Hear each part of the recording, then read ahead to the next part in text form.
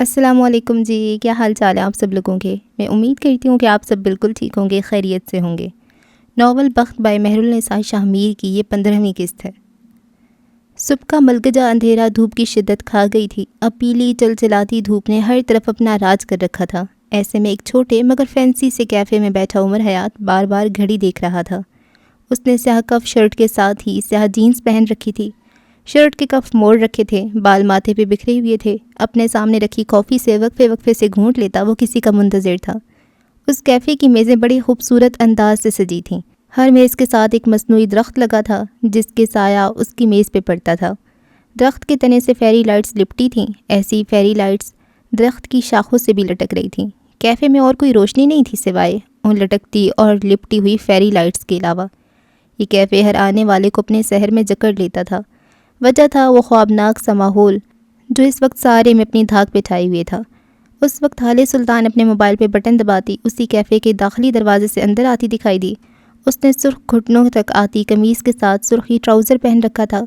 سفید دوپٹہ گلے میں جھول رہا تھا۔ بھورے بالوں کا جوڑا بنا رکھا تھا جس میں سے کچھ لٹیں نکل کر چہرے پہ جھول رہی تھیں۔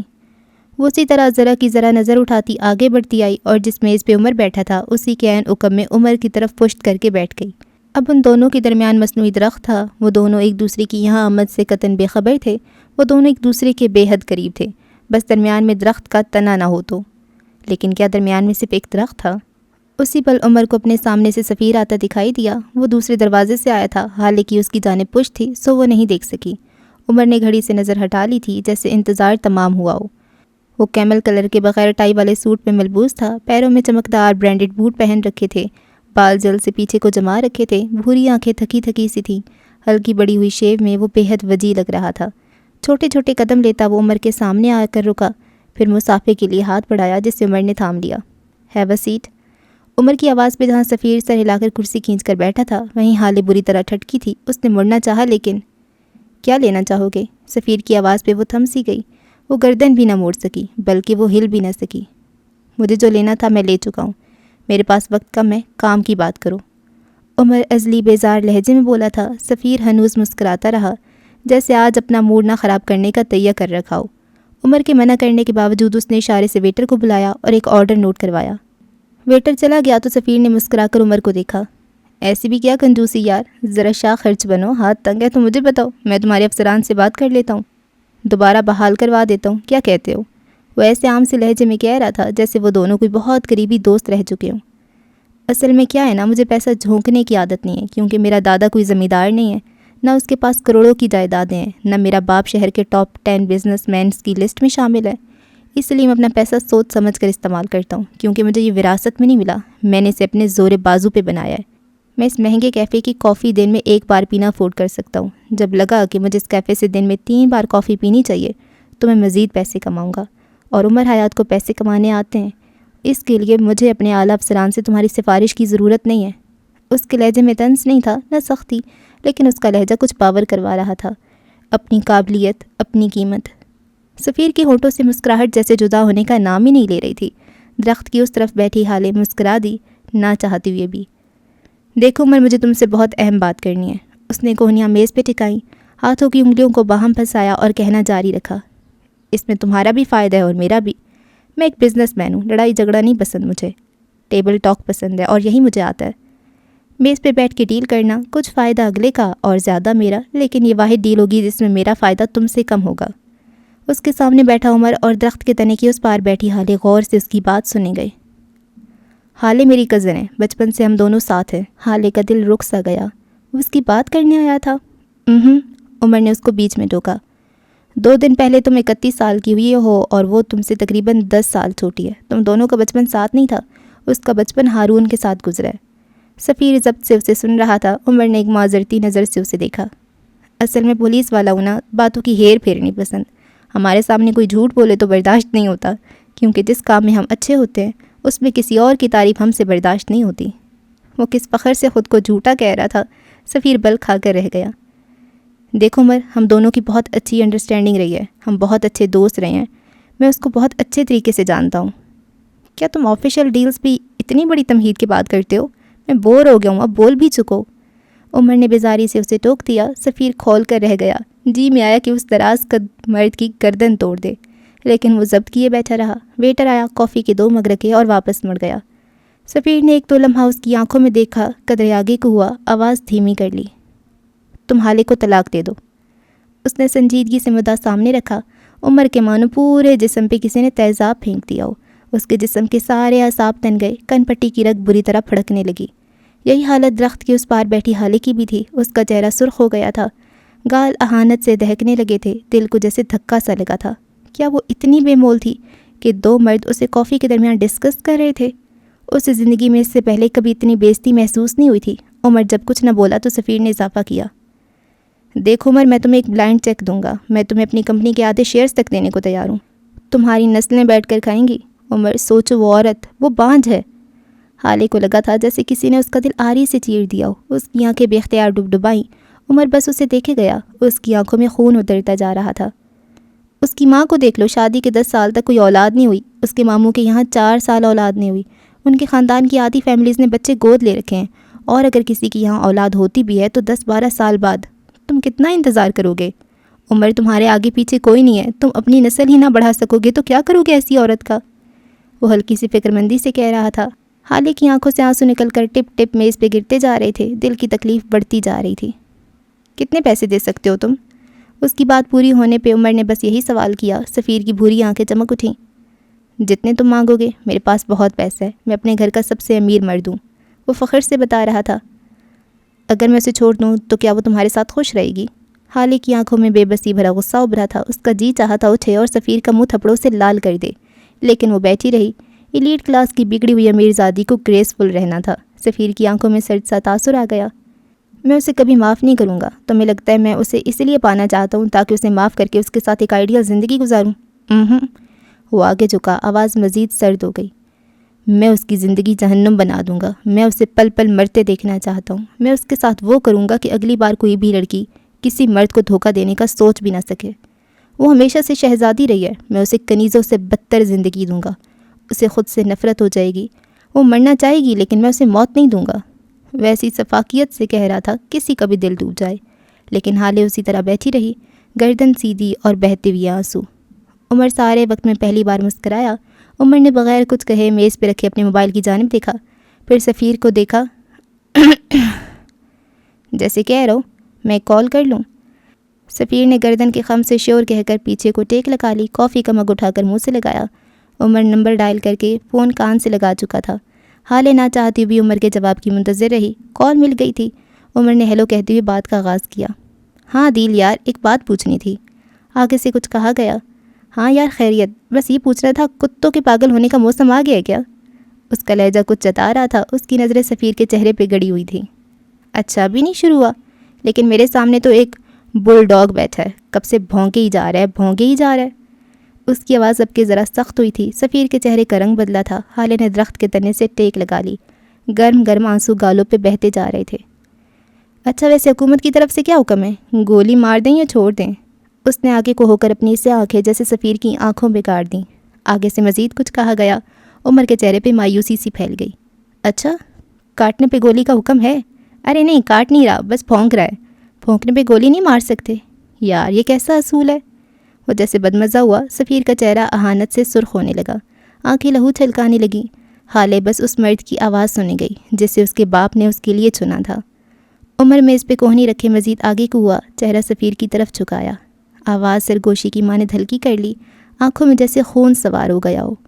وہ فون پہ مخاطب آدمی سے کہے گیا، اور اگر کوئی کتا کسی آدمی کے گھر میں گھس کر اس کی عورت کے آگے بھونکنے لگے اور آدمی سر پھرا اور غیرت مند نکلے اور گولی سیدھی اس کے ماتھے پہ مار کر 1 منٹ کے اندر اندر اس کتے کو کتے کی موت مار دے تو حکومت کیا کرے گی؟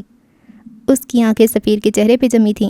ایک ایک لفظ توڑ توڑ کر ادا کرتا وہ سفیر کو جھرجھری لینے پہ مجبور کر گیا۔ یکدم عمر سیدھا ہوا، چہرے کی مسکراہٹ لوٹ آئی۔ اچھا بس 10,000 جرمانہ؟ اچھا میں بھی 10,000 بھیجتا ہوں، تو میری طرف سے جرمانہ بھر دو۔ میں نے کتے کو کتے کی موت مارنا ہے۔ نہیں ابھی نہیں، اس کے بھونکنے پہ میں نے اسے کچھ اور سزا دینی ہے، جب کاٹے گا تب گولی ماروں گا۔ اس نے بول کر کال کاٹ دی۔ حالے سیدھی ہو کر بیٹھ گئی، سفیر کے کان تک سرخ ہو گئی، ذلت سے چہرہ بھٹی کی مانند سلگ رہا تھا، اب کہ وہ پھر سے نارمل ہو گیا تھا۔ تو تم کہہ رہے ہو کہ اگر میں نے اسے شادی برقرار رکھی تو میرے یہاں اولاد نہیں ہوگی، اور اگر ہوئی بھی تو یہی کوئی 10-12 سال بعد ہے نا۔ سفیر نے جھٹ اس بات میں سر ہلایا۔ عمر آگے کو ہوا۔ اس کی خوبصورت مسکراہٹ ایک تمسخرانہ مسکراہٹ میں بدل گئی۔ حالے سانس روکے اس کے بولنے کی منتظر رہی۔ اگر جلدی پیدا ہونے والی اولادیں تمہاری طرح بیکار ہوتی ہیں تو میں بے اولاد اچھا ہوں۔ حالے نے بے اختیار اپنے دل پہ ہاتھ رکھا۔ اگر اپنی بیوی، اپنی غیرت کو طلاق دینے پہ تم مجھے اپنی آدھی کمپنی دے رہے ہو تو میں تمہیں ایسی 3 کمپنیز خرید کر دے دوں گا۔ تم ایسا کرو، اپنی ماں کو گھر سے نکال دو، اپنی بیوی کو طلاق دے کر کسی سڑک پہ چھوڑاؤ۔ خدا کی قسم سفیر، میں تمہیں ابھی اسی وقت یہاں زندہ گاڑ دینے کی صلاحیت رکھتا ہوں، لیکن میں مجبور ہوں۔ میں مرد ہوں اور مجھے اچھا لگتا ہے کہ میرا دشمن بھی ایک مرد ہوتا، نہ کہ اپنے خاندان کی عورتوں کی عزت پہ بات کرنے والا ایک نامرد۔ اس کے لہجے میں دبی دبی غراہٹ تھی۔ حالے کے آنسو یکدم تھم گئے۔ عمر، سفیر نے کچھ کہنا چاہا۔ میں نے تم سے کہا تھا میری عورت سے دور رہو، لیکن تم نے میری بات نہیں مانی۔ تم نے بھرے بازار میں میری عورت کے ساتھ بدتمیزی کی۔ تم نے میری عورت کی نازیبا تصاویر مجھے بھیجی۔ تم نے آج یہاں اتنے لوگوں کے درمیان مجھ سے میری بیوی کو طلاق دینے کی بات کی۔ اب بتاؤ سفیر، اب اپنے لیے سزا منتخب کرو، کیونکہ اب میں تمہیں کھلے سانڈ کی طرح چھوڑ نہیں سکتا۔ اب تم گھروں کو آنے لگے ہو، یا تو تمہیں گولی مارنی ہوگی یا پھر گھروں پہ پہرے لگانے ہوں گے۔ عمر کا لہجہ بے لچک تھا۔ کون سی تصویر؟ میں نے کوئی تصاویر نہیں بھیجی۔ وہ کس ٹھٹائی سے جھوٹ بول رہا تھا۔ دیکھو، جذباتی ہونے کی ضرورت نہیں ہے عمر۔ اس عورت جیسی 1000 عورتیں تمہیں مل سکتی ہیں۔ تم جوان ہو، ہینسم ہو، اچھا خاصا کما لیتے ہو، اور اگر تمہارا گزارا نہیں ہو رہا تو میں تمہیں اتنا دوں گا کہ تم پریشان ہو جاؤ۔ اس پیسے کا کرنا کیا ہے؟ بدلے میں مجھے بس وہ لڑکی دے دو۔ عمر اسے دیکھ کر رہ گیا۔ اس انسان میں کوئی غیرت تھی، کوئی عزت نفس تھی؟ وہ بغیر کچھ کہے اٹھ کھڑا ہوا۔ تم یہیں بیٹھو، میں آتا ہوں، عمر بول کر اٹھ کھڑا ہوا، اب کہ وہ کچھ سوچ رہا تھا۔ یہیں رہو، میں آ رہا ہوں، وہ پرسوچ انداز میں کہتا اٹھ کھڑا ہوا اور وہاں سے نکلتا چلا گیا۔ اس کے جاتے ہی حالے اپنی جگہ سے اٹھی، ہتھیلی کی پشت سے آنکھیں رگڑیں اور بغیر یہاں وہاں دیکھے جس دروازے سے آئی تھی اسی کی طرف بڑھ گئی۔ ابھی وہ اپنی گاڑی کی جانب جاتی کہ اسے سامنے سے اپنی گاڑی سے اتر کر اس کی طرف آتی مہرما دکھائی دی۔ وہ اسی سے ملنے آئی تھی، لیکن اس وقت نہیں مل سکتی تھی، کم از کم اس وقت نہیں۔ مہرما نے اس کو دیکھ کر ہاتھ ہلایا۔ حالے جواباً پھیکا سا مسکرا دی۔ آئی ایم سوری، مجھے ذرا دیر ہو گئی، تمہیں انتظار تو نہیں کرنا پڑا؟ وہ اس کے پاس آ کر فکر مندی سے پوچھ رہی تھی۔ حالے نے نفی میں سر ہلایا۔ ہم پھر کبھی ملیں گے، ابھی مجھے کہیں جانا ہے، حالے بمشکل نارمل لہجے میں کہتی آگے بڑھ گئی، لیکن اس کا چہرہ بالکل بھی نارمل نہیں تھا۔ مہرباں ہمارے حیرت کی کچھ بول ہی نہ سکی۔ جب تک وہ کچھ کہتی حالے اس سے دور جا چکی تھی۔ واپس کیفے کی ہال سے ہوتے ہوئے اس دروازے تک جاؤ جہاں سے عمر حیات باہر گیا تھا تو اس وقت وہ فون کان سے لگائے کسی سے بات کرنے میں مصروف تھا۔ عظیم، مجھے یہ بتاؤ اس وقت تمہارے تھانے میں کون کون سے کیس پینڈنگ ہیں؟ کوئی ایسا کیس جس کا کوئی مجرم نہ مل رہا ہو؟ سر، ایک SUV کی چوری کا کیس ہے۔ یہ نہیں، عمر بدمزہ ہوا۔ سر، 2 ریپ کیس ہیں، ان کے مجرم ملے تھے لیکن DIG صاحب کے کہنے پہ ان کو چھوڑنا پڑا۔ نہیں، یہ بھی نہیں، کچھ اور۔ مطمئن ہو کے ہی نہیں دے رہا تھا۔ سر، وہ کسٹم والے نوید کی بیوی کا 20 تولہ سونا اور ڈائمنڈ کے کڑے بھی چوری ہو گئے۔ بڑا تنگ کر رکھا ہے انہوں نے۔ عمر نے بیزاری سے گردن پیچھے پھینک دی۔ عظیم، تم مرنا چاہتے ہو؟ اس نے سنجیدگی سے پوچھا۔ اگر نہیں مرنا چاہتے تو مجھے اپنے تھانے میں پڑا سب سے گھٹیا، سب سے بیکار، عزت تار تار کرنے والا کیس بتاؤ۔ اب اگر تمہارا جواب میری مرضی کے مطابق نہ ہوا تو کل رات میری صلاحیتیں تم دیکھ چکے ہو۔ عظیم نے ضبط سے فون کو گھورا تھا۔ یہ کیسا عذاب گلے پڑ گیا۔ سر، کل رات نائٹ ڈیوٹی کرتے میرے بندوں نے 4 کل والا تھان چرس پکڑا ہے۔ جن سے پکڑا وہ بندہ بھاگ گیا۔ چرس ہمارے پاس رکھا ہے۔ اب کی عمر کی باتیں تک کھل گئی تھیں۔ اسے لے آؤ، 10 منٹ کے اندر اندر سارا تھان لے آؤ۔ کالا تھان چرس کے لیے استعمال ہونے والا کوڈ ورڈ ہے۔ میں ایک ایڈریس بھیج رہا ہوں، وہاں بھیجو اپنے بندے فوراً۔ وہ چہک رہا تھا، اس کے چہرے پہ جیسے شانتی پھیل گئی تھی۔ اب اس نے کال کاٹ کر ایک اور نمبر ملایا تھا۔ یہاں سے چند میل دور اپنے آفس میں بیٹھی عائدہ کا فون بجنے لگا۔ عمر کا نمبر دیکھ کر اس نے لپک کر فون اٹھایا تھا۔ عمر، تم کہاں ہو یار؟ نہ کال کرتے ہو نہ کہیں نظر آتے ہو، تم ٹھیک تو ہو؟ وہ فون کان سے لگائے فکر مندی سے پوچھ رہی تھی۔ وہ ایک 27-28 سالہ گوری رنگت والی لڑکی تھی۔ آنکھیں سنہری اور بال سٹیپس میں کٹے تھے۔ وہ ایک نیوز رپورٹر تھی۔ اس وقت اس کا ستا ہوا چہرہ بتا رہا تھا کہ اسے کوئی نیوز نہیں مل رہی۔ تم وہ سب چھوڑو، میری بات سنو، نیوز چاہیے؟ عمر مسکراتے ہوئے پوچھ رہا تھا۔ عائدہ کا چہرہ کھل سا اٹھا۔ ظاہر ہے چاہیے، ورنہ وہ میرا گنجا باس چاہتا ہے کہ میں پاگل کتوں پہ ایک ریسرچ کروں اور نیوز لاؤں۔ اب اس گدھے کو کون سمجھائے مجھے کتوں سے الرجی ہے۔ وہ لڑکی سخت خوف زدہ تھی۔ عمر ہنس پڑا۔ ایک ایڈریس بھیج رہا ہوں، وہاں پہنچ جاؤ 10 منٹ کے اندر اندر۔ اپنے باقی بہن بھائیوں کو بھی بلا لو۔ یہاں بہن بھائیوں سے مراد اسی کے جیسے چند اور رپورٹرز۔ دفتن عمر کا یہ کام تھوڑا رسکی ہے، تم شیور ہو تمہیں کوئی مسئلہ نہیں ہے؟ عائدہ جو میز پہ رکھے اپنے سامان سمیٹ رہی تھی۔ زیادہ سے زیادہ جان کا خطرہ ہوگا نا، اگر اس گنجے نے مجھے نکال دیا تو تائی ویسے بھی میری جان لے لے گی، اب موت سے کیا ڈرنا، چاہے تائی مارے چاہے نیوز کے چکر میں مرنا پڑے۔ وہ فیصلہ کن لہجے میں کہتی کال کاٹ چکی تھی۔ عمر نے سودگی سے آنکھیں موند لیں۔ 15 منٹ بعد سفیر سلطان سڑک کی بائیں جانب کھڑی اپنی گاڑی کی طرف بڑھ رہا تھا۔ اس کے ایک ہاتھ میں موبائل تھا۔ عمر اسے کیفے میں بٹھا کر خود نہ جانے کہاں چلا گیا تھا اور اب کال کر کے اسے باہر آنے کو کہا تھا۔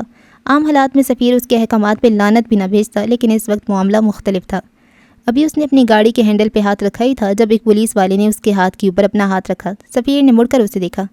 یہ کیا بدتمیزی ہے؟ افسر سامنے آ کر کھڑا ہو گیا۔ بدتمیزی نہیں ہے سر، اطلاع ہے، ہمیں اطلاع ملی ہے کہ آپ کی گاڑی میں منشیات ہیں، ہمیں تلاشی لینی ہوگی۔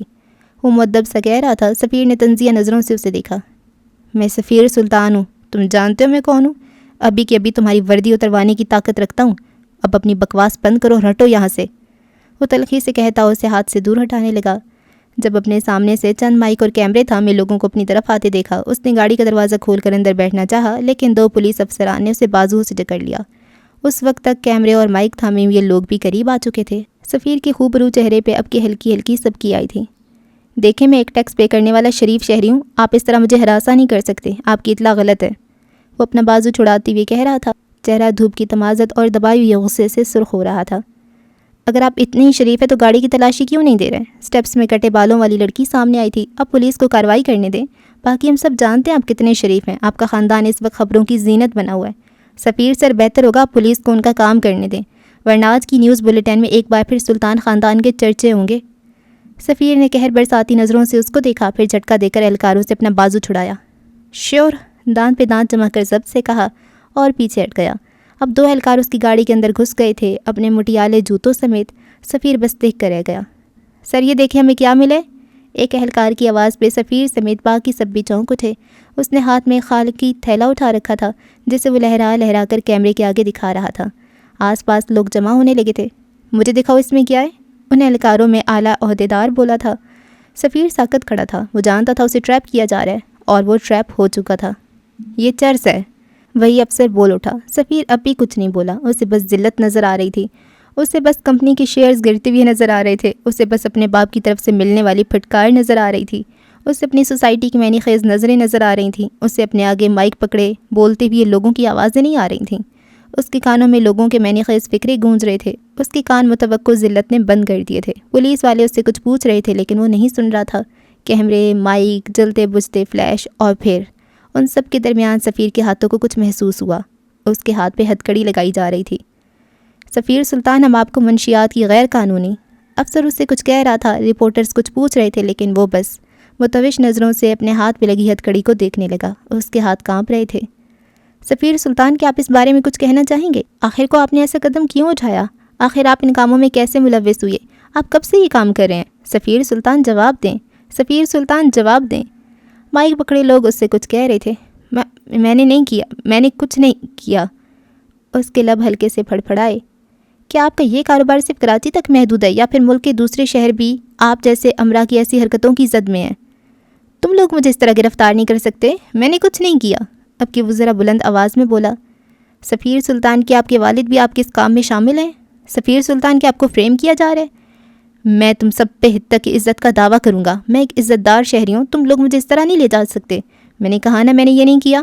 وہ اب زور زور سے چلا رہا تھا۔ پولیس اسے اپنی گاڑی کی طرف لے کر جا رہی تھی۔ میں ایک ایک کو دیکھ لوں گا، یہ میں نے نہیں کیا، کیا تم لوگ پاگل ہو گئے ہو؟ سفیر سلطان ہوں میں سفیر سلطان ہوں، میں اپنی گاڑی میں چرس رکھوں گا۔ وہ سرخ چہرے کے ساتھ غرا رہا تھا۔ ہاتھ کھولو میرے، تم لوگ میرے ساتھ یہ نہیں کر سکتے، میں نے یہ نہیں کیا، چھوڑو مجھے، ہاتھ کھولو میرے، میں تم سب کو دیکھ لوں گا۔ وہ پولیس اہلکاروں کی معیت میں گھسیٹتا ہوا جا رہا تھا، ساتھ ساتھ بلند آواز میں چلا رہا تھا۔ کیمرے دھڑ دھڑ اس کی تصاویر اور ویڈیو اتار رہے تھے۔ اس کا چہرہ اہانت سے بھر گیا تھا۔ ایک اہلکار نے اس کو زبردستی پولیس موبائل میں بٹھا دیا۔ وہ اب بھی چلا رہا تھا، غرا رہا تھا، بے یقینی سے اپنی صفائی دے رہا تھا، دھمکا رہا تھا۔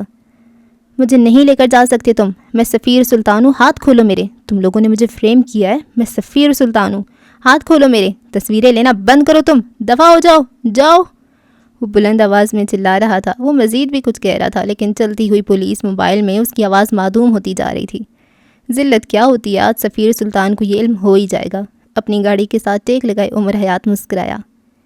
میرے چار اگر کو نوید ہو، صف دشمنا کو خبر دو، وہ جو قرض رکھتے تھے جان پر، وہ حساب آج چکا دیا۔ وہ اتنی بلند آواز میں گنگنایا کہ کئی لوگوں نے اسے مڑ کر دیکھا تھا۔ اس نے ہاتھوں سے جیسے نادیدہ گرد جھاڑی تھی اور اپنی گاڑی کے اندر بیٹھ گیا۔ گاڑی اپنی منزل کو جا رہی تھی جب عمر کا موبائل بجنے لگا۔ اس نے موبائل نکال کر دیکھا، حسن سلطان کالنگ۔ اس نے فوراً کال پک کی۔ ہیلو، اس نے ایک محتاط سہلو کہا۔ کیا ہم مل سکتے ہیں؟ اس نے سنجیدگی سے پوچھا۔ عمر کو کچھ غیر معمولی ہونے کا احساس ہوا۔ تم کہاں ہو؟ میں آ جاتا ہوں۔ جواباً حسن نے کچھ کہا تھا۔ عمر نے بغیر کچھ کہے کال کاٹ دی۔ اس کا چہرہ بد سے زیادہ سنجیدہ ہو گیا تھا۔ تھوڑی دیر بعد اس نے اسی پارک کے آگے گاڑی روکی جہاں وہ کل حسن سے ملا تھا۔ گاڑی لاک کر کے وہ متلاشی نظروں سے اس کو ڈھونڈتا ہوا آگے آیا۔ پھر اسے زیادہ محنت نہیں کرنی پڑی۔ سامنے ہی ایک درخت کے نیچے وہ اسے بیٹھا نظر آیا۔ اس نے سفید شلوار قمیض پہن رکھی تھی جس پہ خون کے دھبے تھے۔ عمر دھک سے رہ گیا۔ تیز تیز قدم اٹھاتا وہ اس کے پاس پہنچا۔ حسن نے اس کو دیکھ کر سر اٹھایا۔ اس کی آنکھیں خشک تھیں، ایسے جیسے کہ سالی کے بعد زمینیں خشک ہوتی ہوں۔ عمر خاموشی سے اس کے ساتھ بیٹھ گیا۔ کیا تم ٹھیک ہو؟ اس نے فکر مندی سے پوچھا۔ مجھے پیسے چاہیے، اس نے سنجیدگی سے کہا۔ اس کے لہجے میں آج کچھ تھا کہ چونکا جائے، کچھ ایسا کہ غور کیا جائے۔ کتنے؟ عمر نے یک لفظی سوال کیا۔ میں کمانا چاہتا ہوں، کوئی پارٹ ٹائم جاب چاہیے۔ کیا تم مجھے فیور دے سکتے ہو؟ تم مجھ سے لے لو۔ تم مجھے فیور دو گے یا نہیں؟ اس نے سختی سے پوچھا۔ اوکے، میں کل تک تمہارا کام کر دوں گا۔ اب بتاؤ تمہارا کتا کہاں ہے؟ اوہ سوری، تمہارا بیٹا۔ اس نے ماحول کو ہلکا پھلکا بنانا چاہا، لیکن یہ ایک بہت بری کوشش تھی۔ حسن چند لمحہ اس کو دیکھتا رہا۔ مر گیا، اس نے عمر کی آنکھوں میں آنکھیں ڈال کر بے تاثر لہجے میں کہا۔ وہ مر گیا اور میں اس کو بچا نہیں سکا، اس نے میرے سامنے دم توڑ دیا۔ وہ عجیب لہجے میں بول رہا تھا۔ عمر سانس روک کے سنے گیا۔ اس کا خون بہہ رہا تھا، بہت خون بہہ رہا تھا۔ اس نے مجھ سے کہا کہ میں اس کو بچا لوں۔ میں نے اسے کہا میں بچا لوں گا، لیکن وہ رکا۔ دھوپ رک گئی، ہوا رک گئی، دل بھی رک سا گیا، اور میں اسے نہیں بچا سکا۔ میں نے اسے مرنے دیا کیونکہ میرے پاس پیسے نہیں تھے، کیونکہ میرے پاس میرا باپ نہیں تھا، میری بہن نہیں تھی۔ وہ رو نہیں رہا تھا، لیکن اس کی آواز، اس کا چہرہ کسی کو بھی رلا سکتا تھا۔ تم کسی سے پیسے لے سکتے تھے، تم کچھ کر سکتے تھے، تم نے اسے مرنے کیسے دے سکتے ہو؟ عمر کی آواز میں ملامت تھی۔ میں نے مانگے تھے، اس کی آواز بھرا گئی۔ میں نے شمس چچا سے پیسے مانگے تھے۔ انہوں نے کہا اگر میں ان سے بھیک مانگوں گا تو وہ مجھے پیسے دے سکتے ہیں۔ میں نے نہیں مانگی۔ کیا مجھے مانگنی چاہیے تھی؟ عمر رک گیا، اس کو لگا جیسے کسی نے اس کا دل مٹھی میں لے لیا ہو۔ بتاؤ نا، کیا مجھے بھیک مانگنی چاہیے تھی؟ اس کا لہجہ روند گیا۔ کیا مجھے انگلی سے سینے پہ دستک دی؟ حسن معراج کو بھیک مانگنی چاہیے تھی؟ عمر خاموشی سے اسے دیکھتا رہا۔ میں نے پوچھا کیا مجھے بھیک مانگنی چاہیے تھی؟ وہ پوری قوت سے دھاڑا، اس کا چہرہ، اس کی آنکھیں سرخ ہو گئی تھیں۔ عمر چند ثانیوں سے دیکھتا رہا۔ ہاں، تمہیں مانگ لینی چاہیے تھی۔ اگر تمہارے جھکنے سے اس کی زندگی بچ جاتی تو تمہیں بھیک مانگ لینی چاہیے تھی۔ اس کا لہجہ جتاتا ہوا تھا۔ حسن نے نظریں جھکا لیں، اب کی آنکھوں سے آنسو بھی بہہ نکلے۔ برونو 2 ماہ کا تھا جب میں اسے خرید کر لایا تھا، اس نے زمین کو دیکھتے ہوئے کہنا شروع کیا۔ میں نے اس کا بہت خیال رکھا، اس کا کھانا پینا، سونا جاگنا، سب چیزوں کا بہت خیال رکھا۔ جب وہ 1 سال کا ہوا تو بابا نے مجھے کہا کہ اب یہ اپنا خیال رکھ سکتا ہے، اس کو گھر سے نکالو۔ میں اڑ گیا، میں نے ضد پکڑ لی کہ برونو میرے ساتھ رہے گا۔ بابا نے مجھے کہہ دیا کہ یا تو برونو گھر کے باہر رہے گا یا پھر وہ اسے دوبارہ وہیں چھوڑ آئیں گے جہاں سے لائے تھے۔ عمر یکسوئی سے اس کو سنے گیا۔ ایک دن میں گھر پہ نہیں تھا، برونو بابا کے کمرے میں گھس گیا۔ بابا کو غصہ آ گیا، انہوں نے اس کو جھڑک دیا اور کہا کہ آئندہ گھر کے اندر مت آنا۔ حسن رکا، آواز گلے میں پھنس گئی، آنسو تیزی سے بہنے لگے۔ اور جب میں گھر آیا تو برونو دروازے پہ بیٹھا تھا۔ اس دن میں نے اسے اندر لے جانے کی بہت کوشش کی، لیکن وہ نہیں گیا۔ وہ اعلیٰ نسل اور باوقار تھا، وہ دوبارہ کبھی سلطان منزل نہیں آیا۔ میرا برونو، میرا بیٹا دھتکاری ہوئی جگہ پہ دوبارہ نہیں گیا۔ اس کے کچھ دنوں بعد بابا اچھے موڈ میں تھے، انہوں نے خود سے برونو کا کھانا بھرا اور اس کے سامنے رکھا۔ مجھے آج بھی یاد ہے برونو سارا دن بھوکا رہا، لیکن اس نے وہ کھانا نہیں کھایا۔ حسن نے ہچکی لی۔ کیا میں اتنے باوقار جانور کو اتنی بیکار زندگی دے سکتا تھا؟ کیا میں اسے بھیک میں ملی ہوئی زندگی دے سکتا تھا؟ میں نہیں دے سکتا تھا، میں دے ہی نہیں سکا۔ وہ روتے ہوئے نفی میں سر ہلانے لگا۔ میں اسے عزت سے مرنے دے سکتا تھا، لیکن ساری زندگی کی ذلت نہیں دے سکتا تھا۔ میں یہ نہیں کر سکا، میں اسے نہیں بچا سکا، میں اسے نہیں بچا سکا۔ وہ بری طرح رو رہا تھا۔ وہ جب چلتا تھا تو گردن اٹھا کر چلتا تھا۔ میں کیسے ساری زندگی کے لیے اس کی گردن جھکا دیتا؟ وہ جب کسی کو دیکھتا تھا تو آنکھیں اس کی آنکھوں میں ڈال کر دیکھتا تھا۔ میں کیسے اس کی آنکھوں کو جھکنے دے دیتا؟ اس کی آنکھیں سرخ ہو رہی تھیں، لیکن وہ کہے جا رہا تھا۔ کل جب اس نے تمہارے گھٹنے پہ سر رگڑا تھا، میں نے تم سے کہا تھا وہ تمہیں پسند نہیں کرتا۔ میں نے جھوٹ بولا تھا، وہ ایسا تب کرتا ہے جب کسی کو بہت زیادہ پسند کرتا تھا۔ وہ کبھی حالے کے ساتھ بھی ایسا نہیں کرتا تھا۔ میں جیلس ہو گیا تھا، میں نے جھوٹ بول دیا۔ عمر بس خاموش نظروں سے اسے دیکھتا رہا۔ اس رات جب بابا مر گئے میں بالکل اکیلا تھا، میرے ساتھ کوئی نہیں تھا، کوئی بھی نہیں۔ کسی کو حسن نہیں یاد تھا، نہ اماں کو، نہ میری بہن کو، اور نہ کسی اور کو، لیکن میرے بیٹے کو یاد تھا کہ اس کا کوئی مالک بھی ہے۔ اس رات وہ میرے کمرے میں آیا تھا، اس نے اپنی انا ایک طرف رکھی اور میرے کمرے میں آیا۔ وہ ساری رات میرے پاس بیٹھا رہا، میرے ساتھ جاگتا رہا۔ وہ روتے ہوئے بتا رہا تھا، عمر خاموشی سے سنتا رہا۔ حسن کے رونے میں مزید تیزی آتی گئی۔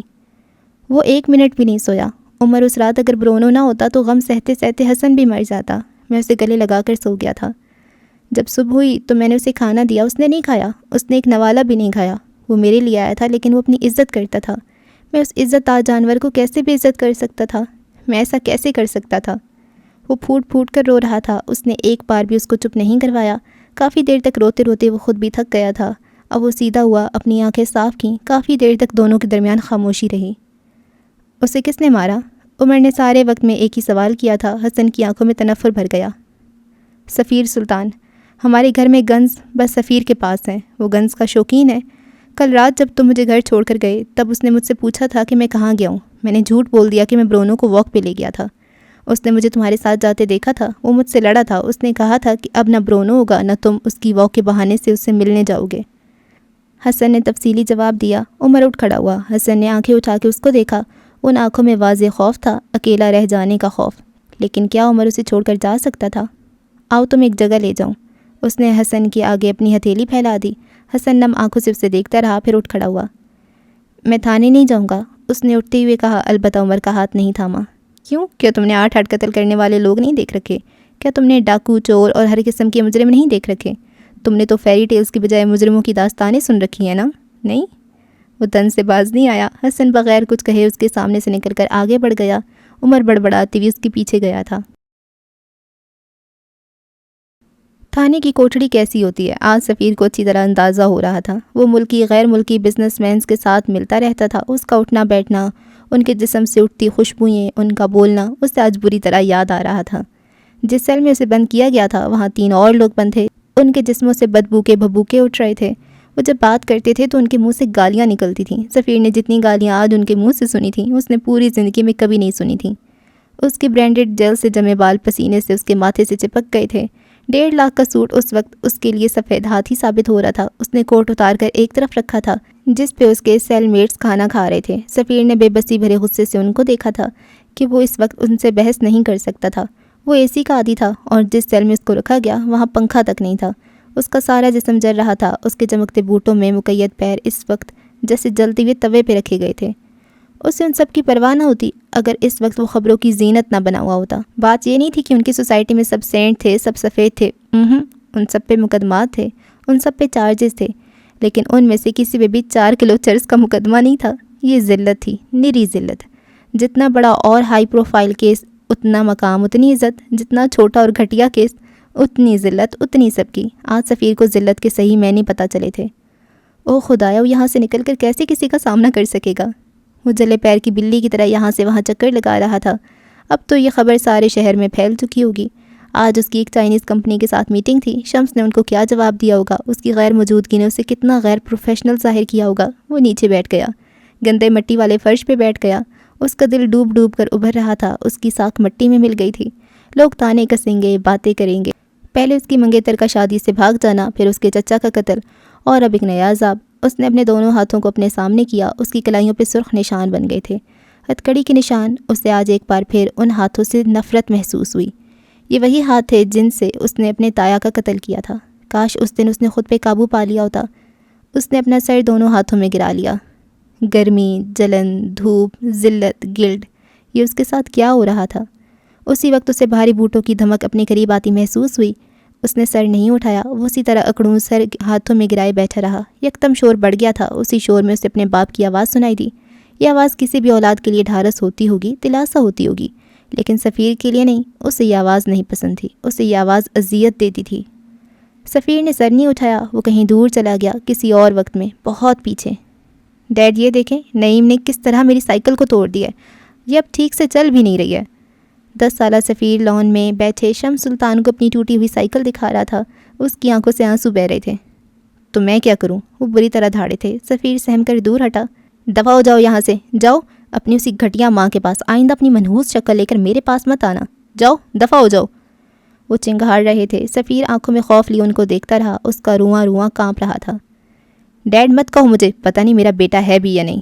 اس کے باپ نے کبھی اس سے کسی آئیڈیل باپ کی طرح محبت نہیں کی تھی، لیکن وہ خاموشی سے ان کی شکایات سن لیتے تھے۔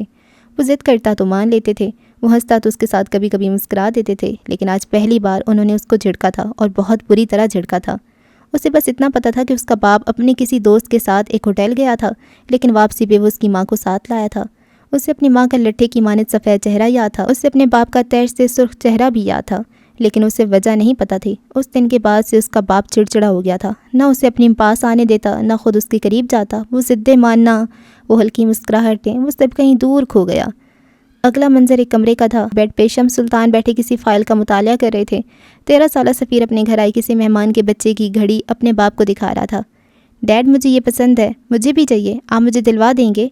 مہمان بچہ اس کے ساتھ کھڑا تھا۔ سفیر کے چہرے پہ ایک آس تھی۔ شمس نے ناگواری سے اس کو دیکھا۔ میں نے تم سے کتنی دفعہ کہا ہے میرے سامنے مت آیا کرو، مجھے تمہاری شکل نہیں پسند، تمہیں دیکھنا نہیں پسند، آخر تم اتنی ڈھیٹ کیوں ہو؟ وہ دبا دبا ایسا غرائے تھے۔ سفیر کو بھی اختیار اس مہمان بچے کے سامنے سبکی کا احساس ہوا۔ بالکل اپنی ماں پر گیا، گھٹیا ماں کی گھٹیا اولاد۔ انہوں نے ایسی حقارت سے کہا کہ سفیر کا دل ڈوب گیا۔ منظر ایک بار پھر بدلا۔ لاؤنج کے صوفے پہ بیٹھے شمس سلطان چہرے کے آگے اخبار پھیلائے بیٹھے تھے۔ 16 سالہ سفیر جھجکتا ہوا اندر آیا۔ کافی دیر تک وہ ان کے قریب کھڑا سوچتا رہا کہ بات کہاں سے شروع کرے۔ اب وہ اپنے باپ کے سامنے بہت کم جاتا تھا، اسے جانے کی ضرورت بھی نہیں پڑتی تھی۔ اس کے ہر کام کے لیے اس کے بڑے پاپا تھے، لیکن جو کمی باپ پوری کر سکتا ہے وہ کوئی چچا یا ماموں نہیں کر سکتا۔ کچھ بولو گے بھی یا اس طرح میرے سر پہ سوار رہو گے؟ انہوں نے اخبار سے نظریں ہٹائے بغیر پوچھا۔ وہ اب اس پہ چلاتے نہیں تھے، نہ غصہ کرتے تھے، وہ بس اب اس سے لا تعلق رہتے تھے، اس کی موجودگی سے بے خبر، اس کے معمولات سے بے نیاز۔ سفیر کو یہ بے رخی زیادہ کھلتی تھی۔ وہ اسے ڈانٹتے تھے، غصہ کرتے تھے، لیکن کم از کم بات تو کرتے تھے۔ ان کی یہ لا تعلقی سفیر کا دل بری طرح زخمی کرتی تھی۔ مجھے آپ سے ایک بات کرنی ہے، بالآخر اس نے کہہ ڈالا۔ دل زور سے دھڑکا تھا۔ بولو۔ وہی بے تاثر جذبات سے آری لہجہ، چہرے پہ ویسی سختی اور کرختگی۔ میں نے کالج میں ٹاپ کیا ہے، وہ ان کے پاس بیٹھتے بولا، چہرے پہ ایک آس سی پھیلی کہ شاید وہ اس کی کوئی تعریف کر دیں۔ جانتا ہوں، کوئی تیر نہیں مارا تم نے، ہمارے خاندان کا ہر بچہ ہی ایکسٹرا آرڈینری ہے، ٹو دا پوائنٹ بات کرو۔ آخر میں ان کا لہجہ بیزار ہو گیا۔ سفیر کی آنکھوں میں ایک زخمی سا تاثر ابھرا، لیکن وہ سلطان تھا، اسے اپنا بھرم رکھنا آتا تھا۔ کل ہمارے کالج میں پرائز ڈسٹریبیوشن ہے، سب کے پیرنٹس آ رہے ہیں، ممی نہیں چل سکتی، انہیں کسی پارٹی میں جانا ہے، آپ چلیں گے ساتھ؟ اس نے دھڑکتے دل کے ساتھ پوچھا تھا۔ میں مصروف ہوں، انہوں نے بغیر نظریں اٹھائے ٹکا سے جواب دیا۔ سفیر کے دل کو دھکا سا لگا، لیکن اس نے ہمت نہ ہاری۔ لیکن کل تو سنڈے ہے ڈیڈ، میں نے آپ کے سیکریٹری سے آپ کا شیڈیول معلوم کیا ہے، آپ کل فری ہیں۔ وہ نرم لہجے میں مؤدب سے کہہ رہا تھا۔ تو اب تم میری جاسوسی کرو گے؟ ان کا لہجہ پہلے سے زیادہ سخت ہو گیا، آنکھوں میں عجیب سرد مہری دوڑ گئی۔ میری جاسوسی کرنے سے بہتر ہے اپنی ماں پہ نظر رکھو، اور اگر اتنا ہی شوق ہے کسی کو ساتھ لے کر جانے کا تو بھائی جان کو لے جاؤ۔ لیکن میرے باپ آپ ہیں، آخر آپ کہیں میرے ساتھ کیوں نہیں جاتے؟ وہ بے بسی سے پوچھ رہا تھا اور اپنے باپ کی بے رخی سہتے سہتے تھک گیا تھا۔ شمس ذرا سا آگے کو ہوئے، ان کی آنکھوں میں دیکھا۔ اس وقت ان کی آنکھوں میں کوئی جذبہ نہیں تھا، یہ آنکھیں سرد تھیں، برفیلی سرد۔ ان کا چہرہ اس وقت سفیر کو اجنبی لگا۔ جانا چاہتے ہو؟ میں تمہارے ساتھ کیوں نہیں جانا چاہتا؟ کیونکہ مجھے تمہاری شکل تک دیکھنا پسند نہیں۔ کیوں میں تمہیں اپنے ارد گرد برداشت نہیں کر پاتا؟ سفیر کا سر خود بخود اس بات میں ہلا تھا۔ کیونکہ میں تم سے اور تمہاری ماں سے سخت نفرت کرتا ہوں۔ سفیر کے دل پہ جیسے کسی نے چھری پھیر دی ہو۔ میں تمہارے ساتھ کسی تقریب میں اس لیے نہیں جاتا کہ اگر وہاں کوئی تمہارے نام کے ساتھ میرا نام جوڑے گا تو مجھے خود سے گھن آئے گی۔ میں نہیں چاہتا کہ تم میرے بیٹے اور میں تمہارے باپ کی حیثیت سے جانا جاؤں۔ دل میں گھونپی چھری جیسے کسی نے نکال کر ایک بار پھر پوری قوت سے اندر گھسیڑ دی تھی۔ اپنی شکل دیکھو سفیر، دیکھو خود کو، اپنی آنکھیں، اپنا ناک، اپنا چہرہ، دیکھو کیا ہے تمہارے پاس میرے جیسا؟ کیا ہے جس سے تم ثابت کر سکو کہ تم میرے بیٹے ہو؟ ان کا لہجہ ٹھنڈا تھا، برف جیسا ٹھنڈا۔ میں آپ کا بیٹا ہوں ڈیڈ، اس کے لب ہلکے سے پھڑپھڑائے تھے۔ جس دن ثابت کر دو تم میرے بیٹے ہو، اس دن آ جانا، میں تمہیں قبول کر لوں گا۔ اب اپنی شکل گم کرو۔ انہوں نے نخوت سے کہہ کر منہ موڑ لیا تھا۔ سفیر شل سا بیٹھا رہ گیا۔ کیا نیا گل کھلایا تم نے؟ اپنے باپ کی کرخت آواز پہ وہ حال میں واپس آیا تھا۔ اس نے تھکی تھکی نظریں اٹھا کے ان کو دیکھا۔ وہ آج بھی ویسے ہی تھے، اجنبی، بے رحم۔ لیکن یہ 16 سالہ سفیر نہیں تھا، یہ 31 سالہ مرد تھا۔ آج اسے کسی پرائز ڈسٹریبیوشن میں اپنے باپ کو لے جانے کی ضرورت نہیں تھی۔ آج وہ اکیلا بیرون ملک سفر کرتا تھا، ایوارڈز لیتا تھا، سراہا جاتا تھا۔ آج وہ اپنے باپ کی سخت باتوں سے اپنا دل زخمی نہیں کرتا تھا۔ آج وہ ان باتوں کو دل کی قبر میں دفن کر کے اپنے پیروں پہ اٹھ کھڑا ہوتا تھا جس طرح ابھی کھڑا تھا۔ وہ تھوڑی دیر پہلے والا سفیر نہیں تھا، مایوس، تھکن زدہ، مستقبل کے خوف سے مایوس۔ اس کے کندھے اٹھے ہوئے تھے، گردن میں جیسے سریا آ گیا ہو، اور چہرہ اتنا ہی بے تاثر جیسے کہ اس کے باپ کا۔ میں نے وہی گل کھلائے ہیں جو آپ نے 18 سال کی عمر میں کھلائے تھے۔ 3 بار تھانے جا چکے ہیں آپ، یہ جگہ کوئی نئی تو نہیں ہوگی۔ اس کے لہجے میں ویسا ہی زہر تھا جیسا کچھ سال قبل اس کے باپ کے لہجے میں ہوا کرتا تھا۔ کون کہتا تھا کہ وہ ان کا بیٹا نہیں ہے؟ بکومت، تمہیں اندازہ بھی ہے کمپنی کی ساکھ کتنی بری طرح متاثر ہوگی؟ اندازہ ہے ہمارے شیئرز کتنے گر جائیں گے؟ اور اندازہ ہے کہ کس طرح سر اٹھا کر چلو گے؟ لوگ لعنت بھیجیں گے تم پہ۔ وہ دبا دبا غرا رہے تھے۔ سفیر استہزائیہ مسکرایا۔ کمپنی کی ساکھ کس نے بنائی؟ میں نے۔ اس نے انگلی سے سینے پہ دستک دی۔ آنکھوں میں ایک بار پھر فاتح ہونے کا غرور آ گیا۔ کمپنی کے شیئرز کس کی وجہ سے بکتے ہیں؟ میری وجہ سے۔ کمپنی کے ساتھ ڈیلز کیوں کی جاتی ہیں؟ میری قابلیت کی وجہ سے۔ وہ سرخ آنکھیں لیے ان کے کان کے قریب غرا رہا تھا۔ کمپنی میں لوگ انویسٹمنٹ کیوں کرتے ہیں؟ میری وجہ سے۔ سو آپ شمس سلطان، آپ کمپنی کی فکر چھوڑ دیں، اس کے لیے سفیر سلطان موجود ہے، اور جو ذلت آئے گی وہ میرے حصے میں ہوگی۔ جس طرح آج تک میری کامیابیوں پہ میرا حق تھا، صرف میرا۔ آپ کو تب میرا ڈیڈ کہلوانا پسند نہیں تھا، آج مجھے آپ کا اپنا باپ کہلوانا پسند نہیں ہے۔ آخری بات اس نے کس دل سے کہی تھی وہی جانتا تھا۔ کہتے ہوئے دل 1000 بار ٹوٹا تھا، لیکن وہ سلطان تھا، اسے بھرم رکھنے آتے تھے۔ شمس چند لمحہ اسے جانچتی نظروں سے دیکھتے رہے۔ وہ اب کوئی 16 سالہ بچہ نہیں تھا، اب وہ ان کے قد کو آنے لگا تھا۔ اگر ایسا ہی ہے تو میں کیوں کروں تمہاری مدد؟ تم خود کیوں نہیں باہر آ جاتے؟ میں تمہارا باپ تو نہیں ہوں نا؟ سفیر مسکرایا، سرد مسکراہٹ۔ آپ میری مدد اس لیے کریں گے کیونکہ میں یوسف سلطان کا پوتا ہوں، ان کی جان، ان کا محبوب پوتا۔ اگر آپ مجھے ابھی اسی وقت یہاں چھوڑ کر جائیں گے تو شام تک میں نکل ہی آؤں گا، لیکن میں آپ کو آپ کا مستقبل بتا دوں۔ وہ ان کی آنکھوں میں دیکھتا سنجیدگی سے کہہ رہا تھا، میں یہاں سے نکلنے کے بعد یہ کروں گا کہ ایک پریس کانفرنس بلا کر آپ کی کمپنی چھوڑنے کا اعلان کروں گا۔ اس کے بعد میں اپنی اسلام آباد والی کمپنی سنبھالوں گا، میں سیٹل ہو جاؤں گا۔ لیکن آپ کو پتہ ہے آپ کا کیا ہوگا؟ اس کے لہجے میں سفاکیت آ گئی۔ آپ کی ناقابلیت، نااہلی سے سارا جہان واقف ہے۔ پھر یہ ہوگا کہ کوئی بھی کمپنی آپ کے ساتھ ڈیلز نہیں کریں گی، بیرون ملک سے آپ کے ساتھ کوئی معاہدہ نہیں ہوگا، لوگ آپ کے ساتھ انویسٹ نہیں کریں گے، اور جو لوگ انویسٹ کر چکے ہیں انہیں میں آپ کی آنکھوں کے آگے سے اپنی طرف کر لوں گا۔ میں آپ کی کمپنی کے بیگز، جوتے اور باقی ساری چیزیں جو کچھ بھی ہمارے پاس بنتا ہے، میں ان سب کو ایک خراب مٹیریل سے بننے والا سامان قرار دلوا دوں گا۔ آپ کی کمپنی پہ کوئی تھوکے گا بھی نہیں، آپ کا دیوالیہ نکل جائے گا، آپ سڑکوں پہ بیٹھ کر روئیں گے، اور میں، وہ مسکرایا، ہلکی آواز کر لی، میں سفیر سلطان حکومت کروں گا کیونکہ میں اسی لیے بناؤں۔ اس نے بازو سینے پہ باندھ لیے اور 2 قدم پیچھے کو ہوا۔ شمس چپتی نظروں سے اسے دیکھ رہے تھے۔ کون کہتا تھا کہ وہ ان کا بیٹا نہیں ہے؟ سو اگر آپ چاہتے ہیں کہ آپ اسی طرح کٹ پتلی بن کر ہی صحیح لیکن راج کرتے رہیں تو مجھے یہاں سے نکالیں۔ شمس چند ثانیے اس کو گھورتے رہے، پھر بغیر کچھ کہے واپس پلٹ گئے۔ اب وہ اسے اپنے الفاظ کی مار نہیں مار سکتے تھے، اب وہ ان کی جان کو آنے لگا تھا۔ گاڑی جہاں رکی وہ جگہ ایک سفید محل سے کم نہیں تھی۔ حسن اور عمر اپنی طرف سے اتر کر نیچے آئے۔ حسن کی آنکھیں جیسے چندیال سی گئیں۔ وہ ایک 3 منزلہ لمبے رقبے پہ پھیلی سفید عمارت تھی، جیسے کوئی ہاسٹل ہوتا ہے یا جیسے کوئی رہائشی بلڈنگ، لیکن یہ نہ کسی ہاسٹل کی طرح شور کرتی تھی، نہ کسی رہائشی عمارت کی طرح گندی۔ یہ ایک صاف ستھری خاموش سی عمارت تھی، لیکن اس کی ایک شان تھی، یہ لوگوں کو مجبور کرتی تھی کہ اسے رک کر دیکھا جائے۔ اس عمارت کے چاروں طرف مختلف بیلیں لگی تھیں، سو اس لحاظ سے اس عمارت میں لگا دوسرا رنگ سبز تھا۔ اس عمارت کے بیچوں بیچ ایک بڑی سی تختی لگی تھی جس پہ جلی حروف میں ہیون لکھا تھا۔ گاڑی وہیں باہر کھڑی کر کے وہ دونوں اندر کی جانب جانے لگے۔ بڑا سا سیاہ دروازہ پار کر کے اندر آؤ تو ایک عمارت تک جانے کے لیے ایک پتھریلی روش بنی تھی، جس کے دونوں اطراف میں سبز گھاس اگی تھی۔ تاحد نگاہ پھیلی گھاس کی کیاریوں میں مختلف قسم کے پھول اور پودے، ذرا ذرا سے فاصلے پہ بچوں کے لیے جھولے لگے تھے، لیکن اس وقت وہاں کوئی زیرو نظر نہیں آتا تھا۔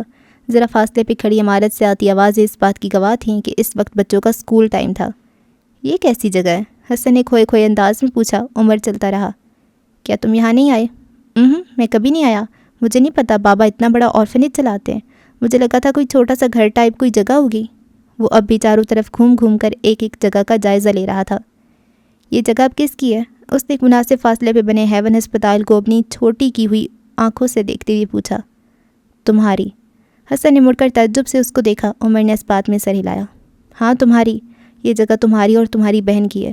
تمہارے بابا کے بعد تم دونوں لیگل وارث ہو. یہ تمہارے باپ کا امپائر تھا لیکن اب یہ تمہارا ہے. یہ بچے تمہارے باپ کی اولاد تھے لیکن اب تم ان سب کے باپ ہو، ان کے مسیحا، ان کے گارجین. حسن اب تک حق تک سا کھڑا تھا. میں کیسے؟ میں بھی بہت چھوٹا ہوں. میں کیسے؟ وہ جیسے اب تک اس کے الفاظ جذب نہیں کر پا رہا تھا. ذمہ داریوں کے تاج عمر نہیں دیکھا کرتے. جب تم اپنے باپ کے گھر پہ حق جمانے کے لیے چھوٹے نہیں ہو، جب تم ان کے اکاؤنٹ سے پیسے نکلوانے کے لیے چھوٹے نہیں ہو، تو تم ان کے چھوڑے ہوئے ادھورے کام یا پھر ان کے شروع کیے ہوئے نیک کاموں کے لیے چھوٹے کیسے ہو سکتے ہو؟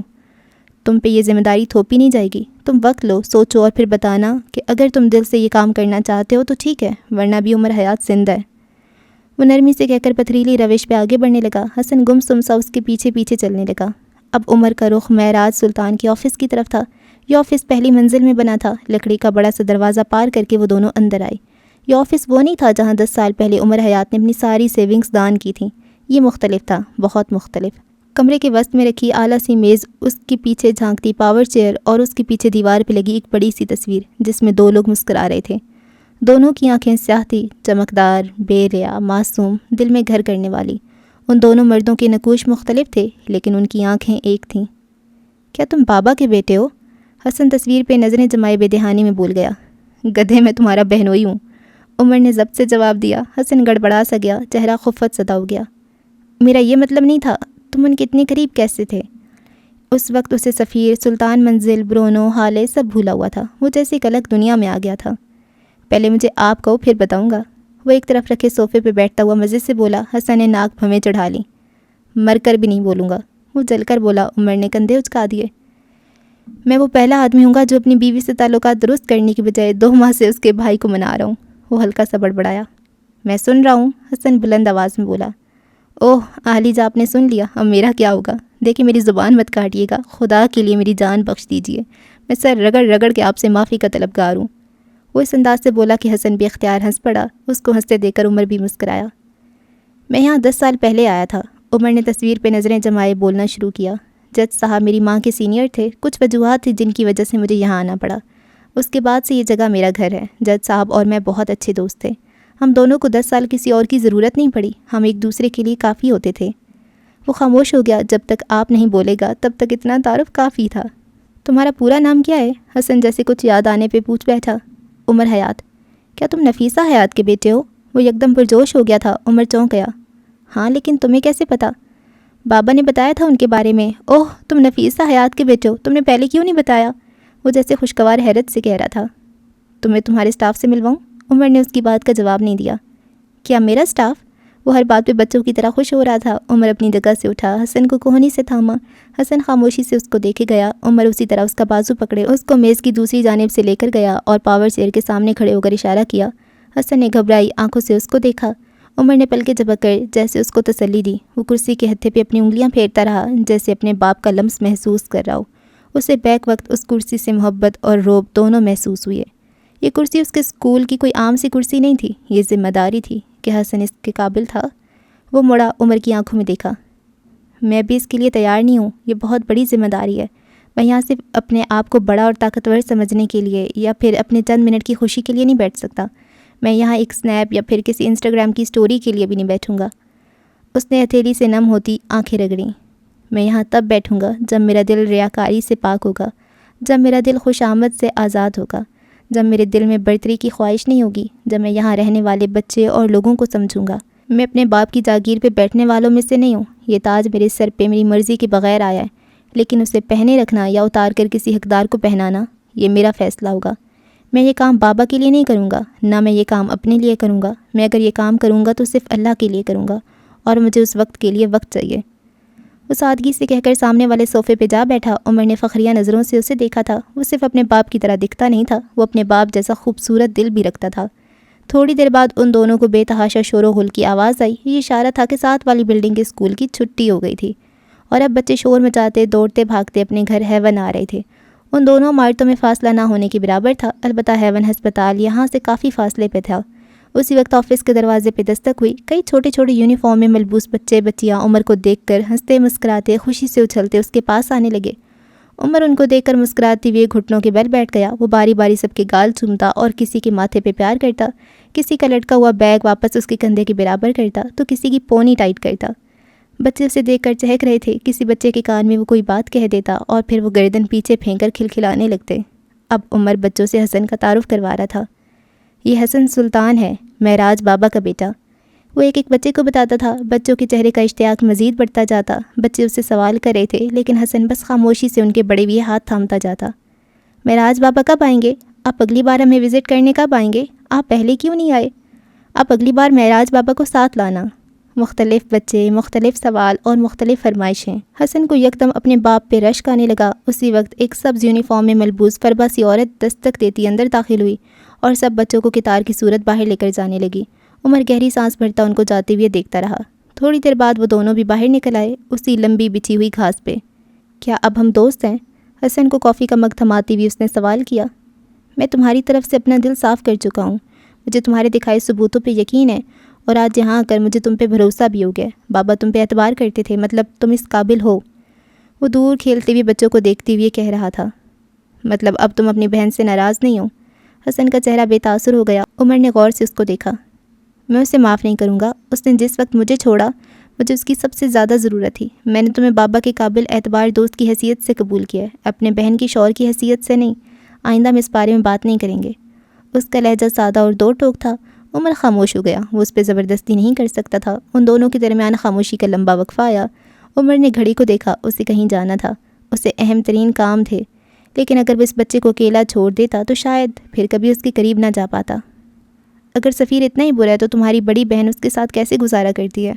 کافی دیر بعد عمر نے پوچھا تھا۔ حسن نے اس کو نہیں دیکھا، وہ ابھی ان چھوٹے بچوں کو دیکھ رہا تھا جنہیں آیا اندر لے کر جا رہی تھیں۔ شاید ان کے سونے کا وقت تھا۔ آپ ہی نیڈی اور ڈیسپریٹ ہیں۔ ان کو ہر حال میں محبت چاہیے، چاہے اس کے لیے اپنی بےزتی کروانی پڑے، چاہے ذلیل ہونا پڑے۔ وہ باوقار نہیں ہے، اور بابا کہتے تھے جو انسان اپنا وقار کھا جاتا ہے اس کا پیٹ پھر دنیا کی کوئی محبت نہیں بھر سکتی۔ وہ سفیر کو چھوڑ نہیں سکتی کیونکہ ان کو لگتا ہے اگر وہ اسے چھوڑ دیں گی تو اکیلی رہ جائیں گی۔ اگر ایسا ہو گیا تو وہ دادا جان کو کھو دیں گی۔ حالانکہ ان کو سمجھنا چاہیے محبتیں وقت ہوتی ہیں، جس کو مل گئیں سو مل گئیں، اور جس سے نہ ملی وہ دوبارہ پیدا ہو کر آ جائے تب بھی نہیں ملیں گی۔ محبت کے پیچھے بھاگنا محبت کو آپ سے بیزار کر دیتا ہے۔ کسی کی محبت میں خود کو اتنا ہی گراؤ کہ جب اٹھنا چاہو تو بیساکھیوں کی ضرورت نہ پڑے۔ وہ ایسی کیوں ہے؟ عمر نے کافی کا گھونٹ بھرنے کے بعد سوال کیا۔ حسن نے کندھے اچکائے۔ ان کا قصور نہیں ہے، ان کو باپ کا پیار چاہیے تھا جو کہ ان کو کبھی نہیں ملا۔ اگر ان کا گھٹیا باپ وہ وہاج خان ان کو چھوڑ کر نہ جاتا تو ایسا نہیں ہوتا۔ حسن کے لہجے میں خود بخود تنفر بھر گیا۔ عمر کے چہرے کا رنگ یکدم متغیر ہوا۔ کسی کے باپ کو ایسا نہیں کہتے۔ عمر نے ہلکی آواز میں اس کو ٹوکا تھا۔ حسن اس سے بے نیاز کہے گیا۔ میں کہتا ہوں دنیا میں ہر قسم کے گھٹیا لوگ ہیں، لیکن کوئی بھی وہاج خان جیسا نہیں ہوگا۔ کسی کے باپ کو ایسا نہیں کہتے۔ عمر خاص پہ نظریں جمائے بمشکل بول سکا۔ اس کی آواز اتنی ہلکی تھی کہ وہ بمشکل خود سن سکے۔ اس کا چہرہ سفید پڑتا جا رہا تھا، مٹی بھینچتی جا رہی تھی۔ پہلے پسند کی شادی کی، پھر بچی ہو گئی، اس کے ساتھ کچھ وقت اچھا گزارا، بیوی کے سارے پیسے اڑا دیے، اور پھر کیا کیا اس گھٹیا انسان نے؟ کسی کے باپ کو ایسا نہیں کہتے۔ وہ اب بھی ہلکی آواز میں بولا، ماتھے پہ ہلکا ہلکا پسینہ چمکا تھا، دل جیسے زور سے کسی نے جکڑ لیا ہو۔ اس انسان کے اندر ذرا شرم اور لحاظ نہیں تھا۔ اس نے پھپھو کو تو چھوڑ اپنی بیٹی کا بھی نہیں سوچا۔ لالچی گھٹیا انسان۔ میں نے کہا نا کسی کے باپ کو ایسا نہیں کہتے۔ وہ یکدم اتنی شدت سے دھاڑا کہ خود بھی حیران رہ گیا۔ حسن سہم گیا۔ وہ ایک بار پھر کل رات والا عمر حیات لگا تھا۔ اس کی آنکھیں سرخ تھیں جیسے ابھی خون چھلک جائے۔ چہرہ تاریک ہوتا جا رہا تھا، اس کا پورا جسم کانپ رہا تھا۔ وہ 2 قدم آگے آیا۔ حسن بے اختیار پیچھے ہوا۔ کسی کے باپ کو ایسا نہیں کہتے۔ اب کہ وہ بے بسی سے بولا، کسی کے باپ کو ایسا نہیں کہتے۔ ایک بار پھر خود سے بڑبڑایا، پھر بے دم ہو کر گھاس پہ بیٹھ گیا۔ حسن فکر مندی سے اس کے پاس بیٹھ گیا۔ کیا تم ٹھیک ہو؟ کسی کے باپ کو ایسا نہیں کہتے۔ وہ بڑبڑا رہا تھا۔ کسی کے باپ کو ایسا نہیں کہتے، پلیز۔ اس نے بہت ساری نمی اندر دھکیلتے بدقت کہا تھا۔ میں سمجھ گیا ہوں، اچھا میں آئندہ ایسا نہیں کہوں گا۔ عمر نے نظریں اٹھا کے حسن کو دیکھا، ان میں التجا تھی۔ کسی کے باپ کو ایسا نہیں کہتے۔ حسن کوئی اپنی مرضی سے اپنے پیرنٹس چوز نہیں کرتا۔ دنیا کا ہر باپ اچھا نہیں ہوتا، چاہے وہ برا ہو، لیکن ہوتا تو ہے نا۔ کسی کے باپ کو ایسا نہیں کہتے، پلیز۔ اس کے لہجے میں منت تھی۔ یہ چہرہ وہ نہیں تھا جس کے ساتھ وہ یہاں آیا تھا۔ اس کی رنگت نچڑ چکی تھی، وہ شدید ڈسٹرب لگ رہا تھا۔ حسن کے دل کو کچھ ہوا تھا۔ کھاس سے اٹھنے سے لے کر گاڑی تک پہنچنے تک، اور پھر گاڑی سے گھر پہنچنے تک ان دونوں کے درمیان کوئی بات نہیں ہوئی۔ حسن کو اس سے رعب سا محسوس ہو رہا تھا۔ جب گاڑی سلطان منزل کے سامنے رکی تو عمر نے حسن کو جانے کا اشارہ کیا۔ وہ بیٹھا رہا۔ 1 منٹ 2 منٹ، جاتے کیوں نہیں ہو؟ اب کہ اس کی آواز میں غصہ نہیں تھا، وہ بس پوچھ رہا تھا تم اپنے پیرنٹس سے کیوں نہیں ملتے؟ حسن نے اس کی بات کا جواب نہیں دیا۔ عمر کافی دیر تک خاموش رہا۔ ہمارے درمیان بہت سارے مسئلے ہیں۔ کافی دیر بعد وہ بولا تو اس کی آواز ہلکی تھی۔ عمر، ہمارے پیرنٹس زندگی کا ایک بڑا حصہ ہمارے ساتھ گزارتے ہیں اور پھر ایک دن وہ چلے جاتے ہیں۔ وہ رکا، حلق میں کچھ اٹکا تھا۔ ان کا جانا برحق ہوتا ہے اور ان کے جانے کے بعد کا غم بھی برحق ہوتا ہے، لیکن ان کے جانے کے بعد کا گلٹ یہ برحق نہیں ہوتا۔ اسے ہم چنتے ہیں، کبھی کسی لمبی ناراضگی کا گلٹ، کبھی کسی جھگڑے کا گلٹ، کبھی ان کی کسی نہ مانی گئی بات کا گلٹ، اور کبھی ان سے نہ چاہتی ہوئی بس اپنی انا کی تسکین کے لیے دور رہنے کا گلٹ۔ عمر نے گردن موڑ کے اس کو دیکھا۔ وہ چھوٹا لڑکا کہے گیا، میرا باپ مر گیا عمر، اور اس کا غم ہر دن مجھے کھا رہا ہے، لیکن مجھے گلٹ نہیں ہے۔ میں ان کا اچھا بیٹا تھا۔ میں سوچتا ہوں اگر گلٹ ہوتا تو میرا کیا ہوتا؟ گلٹ غم سے برا ہوتا ہے، یہ آپ کو اندر سے تباہ کر دیتا ہے۔ پیرنٹس اچھے ہوں یا برے، ان کی موت کا غم ہر بچے کے لیے ایک جیسا ہوتا ہے۔ تم اپنے لیے بس غم چنو عمر، گلٹ نہیں۔ یہ تمہیں مار دے گا، یہ تمہیں جیتے جی مار دے گا، یہ تمہارا سارا خون چوس لے گا، یہ تمہارے اندر خوف بھر دے گا۔ حالے کی طرح مت بنو۔ کیا تم نے اس کی آنکھوں میں گلٹ نہیں دیکھا؟ کیا تم نے اسے راتیں جا کر گزارتے نہیں دیکھا؟ تمہیں کیسے پتا؟ عمر بمشکل بول سکا۔ کیونکہ میرے گھر میں بھی ایک ایسی عورت ہے۔ اس کی آنکھوں کے آگے اپنی ماں کا چہرہ آ گیا تھا۔ میں غم نہیں جھیل پا رہا۔ تم گلٹ اور غم دونوں کیسے جھیلو گے؟ ضروری نہیں ہے ہر ناراضگی، ہر مسئلہ مرنے کے بعد ختم ہو، تب اس کا ختم ہونا مجبوری ہوگا۔ زندگی میں اس کا ختم ہو جانا محبت ہے۔ ہر تعلق میں اتنی محبت ہونی چاہیے کہ ان کو اپنی ناراضگی ختم کرنے کے لیے اگلی فریق کی موت کا انتظار نہ کرنا پڑے۔ کوئی مسئلہ اتنا بڑا نہیں ہوتا کہ اس کی خاطر اپنے پیرنٹس کو چھوڑ دیا جائے۔ وہ سادہ اور نرم لہجے میں بول کر گاڑی سے اترا اور اندر چلا گیا۔ عمر کافی دیر تک وہیں بیٹھا سوچتا رہا، کیا واقعی کچھ ناراضگیوں کو موت سے پہلے ختم ہو جانا چاہیے؟ لیل کے چھوٹے سے فلیٹ میں اس وقت کھانے کی اشتہا انگیز خوشبو پھیلی ہوئی تھی۔ وہ خود صوفے پہ پیر اوپر کیے بیٹھی تھی۔ اس کے برابر حالی سلطان بیٹھی تھی۔ صبح کے مقابلے میں اس وقت وہ کمپوز تھی۔ اس کے آگے کئی سارے کاغذات بکھرے ہوئے تھے۔ یہ سارے پرنٹ آؤٹ ماہی اور سرمد، شہتاج کبیر کی بھتیجی اور اس کے بوائے فرینڈ کے واٹس ایپ اور انسٹاگرام کی چیٹ تھی۔ کچھ پرنٹ آؤٹ شہتاج کبیر کے بارے میں بھی تھے اور کچھ ماہی پہ لگے مقدمے کے بھی۔ حالے بغور ان کو پڑھے جا رہی تھی۔ موٹی لڑکی نشا کے ہاتھ میں ایک ٹرے تھا جس میں 3 بول رکھے ہوئے تھے، گرم گرم میکرونی۔ لیل بغیر نشا کی طرف دیکھے آنکھیں بند کر کے بڑبڑائی۔ حالے نے ابھی سر نہیں اٹھایا۔ سب سے پہلے تو یہ منحوس کھڑکی بند کرو، دھوپ سے آنکھیں ابلنے لگی ہیں، لیل کوفت سے بولی۔ حالے کا ٹائپ کرتا ہاتھ تھم گیا۔ یکدم جیسے وہ ٹھہر سی گئی۔ اسے کچھ یاد آیا، اور جو یاد آیا تھا وہ ہارون شاہد تھا۔ 2 سال پہلے والا ہارون شاہد اور 2 سال پہلے والی حالے سلطان۔ آج دونوں کا پرچہ تھا۔ کل رات تک وہ دونوں کسی کنسرٹ میں تھے۔ معراج سلطان کے بار بار فون کرنے پہ ان دونوں کا ایک ہی جواب تھا، ہم نے سارا پڑھ لیا، اب ہمیں انجوائے کرنے دیں۔ آخرکار تھک کر معراج سلطان نے ان کو ان کے حال پہ چھوڑ دیا۔ رات دیر تک کنسرٹ چلتا رہا۔ اس کے بعد وہ دونوں ٹریفک میں ایسے پھنسے کہ صبح کے 4 بجے تک ان کی جان خلاصی نہ ہو سکی۔ گھر آنے پہ اماں کی فلائنگ چپل اور بابا کے میٹھے طنز، لیکن وہ دونوں ایسے استقبال کے عادی تھے، سو ڈھیٹوں کی طرح کھڑے رہے۔ یہاں 5 بج گئے۔ نماز پڑھ کر ایک نظر کتابوں پہ ڈال کر جب دونوں فارغ ہوئے تو 6 بج چکے تھے۔ ہارون حسن کے کمرے میں جا کر سو گیا اور حالے اپنے کمرے میں۔ فکس 7 بجے معراج سلطان نے ان کی نیند میں خلل ڈالا۔ وہ دونوں سرخ سوجی آنکھوں سے اٹھ بیٹھے، ناشتہ کیا، تیار ہوئے۔ 8 بجے گئے۔ اب وہ جلدی جلدی اپنی گاڑی میں سامان رکھ رہے تھے۔ حالے نے سفید شارٹ شرٹ کے ساتھ سفید ٹائٹس پہن رکھا تھا، بال کھلے چھوڑ رکھے تھے۔ وہ 2 سال بعد آج کے مقابلے میں ذرا دبلی پتلی تھی، لیکن ہارون ویسا ہی تھا، وہی سانولا رنگ، وہی سرمئی آنکھیں اور وہی حالے کے حکم ماننے کی عادت۔ شاہی طوطا مینا کی جوڑی کہاں جا رہی ہے؟ وہ دونوں گاڑی کے اندر بیٹھے جب عقب سے آتی معراج سلطان کی آواز پہ رک گئے۔ بابا آپ کے طنز کا جواب میں بہت اچھے سے دیتی، لیکن اس وقت میں لیٹ ہو رہی ہوں۔ وہ اپنے بیگ میں کچھ ڈھونڈتی مصروف سی بولی، پھر سر اٹھایا۔ اپنے پاس اسکول یونیفارم میں کھڑے حسن کو دیکھا۔ ویسے کیا یہ اچھا ہو اگر اپنے اس گینڈے بیٹے کو اپنے ساتھ لے جائیں؟ ہارون گاڑی میں بیٹھ چکا تھا۔ معراج نے تنبیہ کرتی نظروں سے حالے کو دیکھا۔ اگر میں اس کو خود چھوڑاؤں تو تم روٹ چینج کیے بغیر آرام سے اپنی یونیورسٹی پہنچ جاؤ گی، اور پھر تم ان سیدھے راستوں کی عادی ہو جاؤ گی۔ کمفرٹ تمہیں راس آ جائے گا، اور میں بھلا ایسے ہونے دے سکتا ہوں؟ وہ لبوں پہ دل جلانے والی مسکراہٹ لیے حالے کو تپاہی تو گئی۔ ویسے یہ سچی خبر ہے نا کہ میں آپ کی شادی کے 10 سال بعد بڑی منت مرادوں سے پیدا ہوئی تھی؟ نہیں، بس کنفرم کر دیں، کیونکہ اس وقت مجھے اس بات پہ یقین ہونے لگا کہ آپ مجھے کچرے سے اٹھا کر لائے تھے۔ اللہ اللہ، ایسا تو کوئی ستیلا باپ بھی نہیں کرتا۔ میں نے آپ کے جیسا باپ کہیں نہیں دیکھا۔ وہ صدمے سے کہہ رہی تھی۔ معراج سلطان پہ جیسے کوئی اثر ہی نہ ہوا ہو۔ نہیں دیکھا تو مجھے دیکھ لو، میں ہوں نا، اپنی ساری ادھوری خواہشات مجھے دیکھ کر پوری کر لو۔ ویسے ایک بات ہے، یہ کچرے والی بات ایک راز تھی، میں تمہیں بتانا نہیں چاہتا تھا، لیکن اب رازوں سے پردہ اٹھ ہی گیا ہے تو ہم کیا کر سکتے ہیں۔ But I still love you, وہ اسے پچکار رہے تھے۔ ہارون گاڑی میں بیٹھے مسکرا دیا۔ حالے کلس کر رہ گئی۔ دفتن وہ رکی، آنکھیں چمک اٹھیں۔ وہ 2 قدم آگے آئی، معراج سلطان کے کندھے سے لگ گئی۔ وہ بدک کر دور ہٹے۔ حالے دانت پہ دانت جماتی ایک بار پھر ان کے قریب ہوئی، بازو ان کے گرد حائل کر دیے۔ میں آپ سے بہت پیار کرتی ہوں بابا، اس نے لہجے میں محبت پرونی چاہی، لیکن وہ ابھی اتنی اچھی اداکار نہیں تھی۔ میں تمہیں کوئی اضافے پیسے نہیں دے رہا حالے، دور ہٹو، وہ گہری سانس بھرتے ہوئے سنجیدگی سے بولے۔ حالے مسکراتی ہوئی دور ہٹی، ذرا سا پیروں کو اوپر اٹھایا اور ان کے کان کے پاس جھکی۔ آپ کے والیٹ میں 55,000 آج میری ہوئی ہے، وہ بول کر جلدی سے ہٹی اور پھرتی سے گاڑی میں جا کر بیٹھ گئی۔ معراج سلطان نے اپنی دائیں جیب کو ٹٹولا، پھر بائیں۔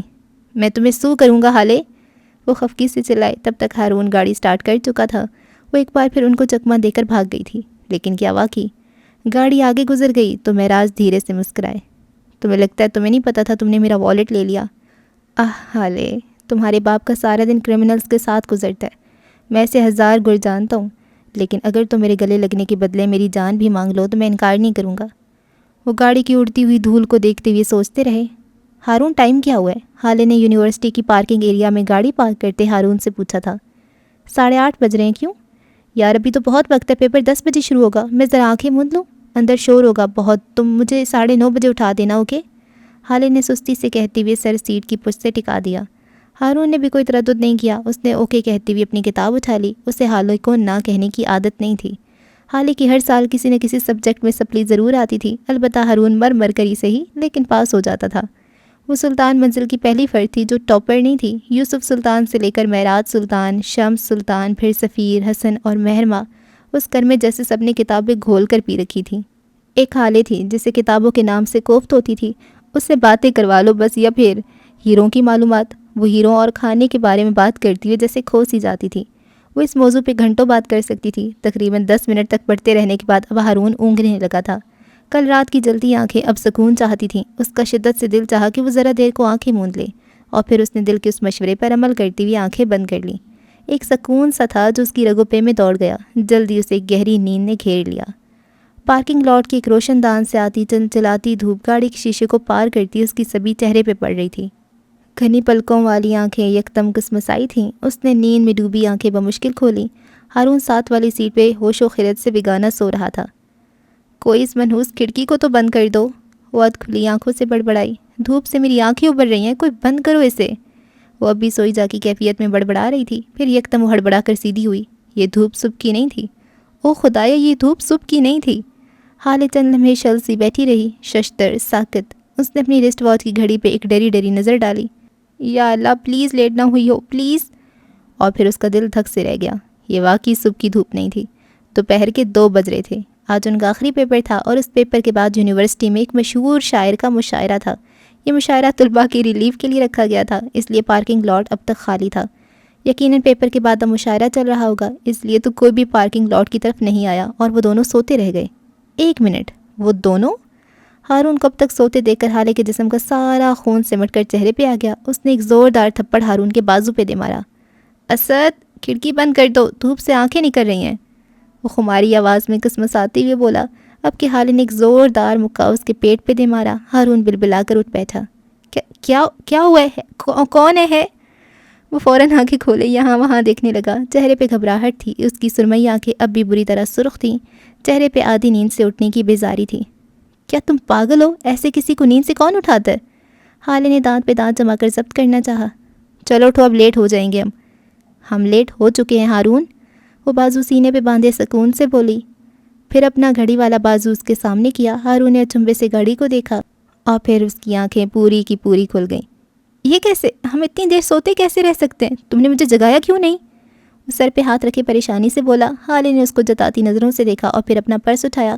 1-2 لمحہ ہارون کو انہیں پرسکون نظروں سے دیکھتی رہی اور پھر یکدم اس پہ جھپٹ پڑی۔ وہ اپنا پرس زور زور سے اس کے کندھے پہ مارنے لگی۔ میں جگاتی تمہیں؟ ہاں میں جگاتی؟ تم سو کیوں گئے؟ کیوں سوئی تم؟ ہاں، وہ اس کو مارے جاتی اور کہے جاتی۔ چھوڑو حالے، پاگل ہو گئی ہو کیا؟ چھوڑو مجھے۔ کیوں چھوڑوں؟ ہاں کیوں چھوڑوں؟ 2 سال سے سپلی آ رہی ہے میری، اس بار مجھے لگا تھا میں پاس ہو جاؤں گی، لیکن نہیں، تم جیسا دوست جس کے پاس ہوگا وہ پاس کیا ہوں گے؟ تم کیوں سوئے؟ ہاں بتاؤ مجھے۔ وہ اب بھی اس کو پرس مارے جا رہی تھی۔ ہارون اپنے دفاع میں اپنا بازو آگے کرتا، کبھی ہاتھ سے پرس کو پکڑنے لگتا۔ یار حالے مجھے کیا پتا تھا، میں تو کل رات کو جاگا ہوا ہوں۔ حالے چھوڑو یار، درد ہو رہا ہے، وہ چلا رہا تھا۔ 2 منٹ کا میرا سکون تم سے برداشت نہیں ہوا؟ ہاں 2 منٹ میں کیا سو گئی؟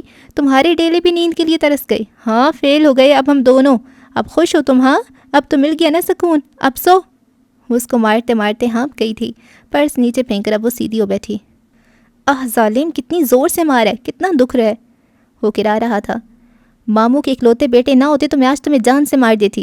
وہ غرائی تھی، چہرہ غصے سے دہک رہا تھا۔ ہارون نے مصالحت جو انداز میں اس کو دیکھا۔ یار میں پڑھتے پڑھتے کب سویا پتہ ہی نہیں چلا۔ چپ رہو ہارون، اس وقت میرا دماغ گھوما ہوا ہے، وہ چٹخ کر بولی۔ حالے غلطی تمہاری بھی ہے، دیکھو اگر تم رات اس زہریلے سنگر کے کنسرٹ میں نہ جاتی تو یہ سب نہ ہوا ہوتا۔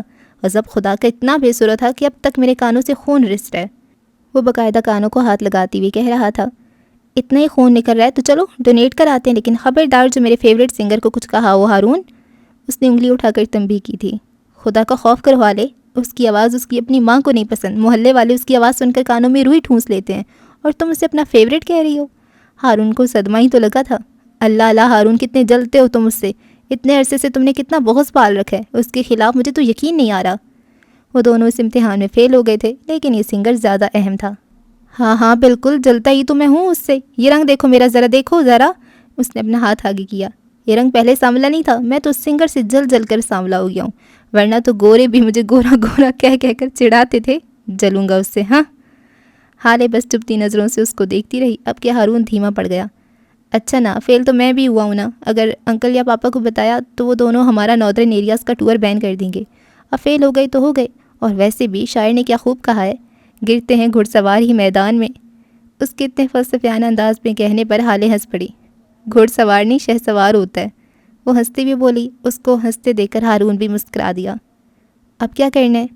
ہارون اب قدرے ریلیکس ہو گیا تھا، حالے بھی پرسکون سی تھی، ویسے بھی فیل ہونا اس کے لیے کوئی نئی بات نہیں تھی، ہر دفعہ لکھنے کے بعد فیل ہوتی تھی، اس بار بغیر لکھے فیل ہو گئی۔ کرنا کیا ہے، چلو کھانا کھاتے ہیں، اس نے ریلیکس ہو کر سر سیٹ کی پشت سے ٹکا دیا۔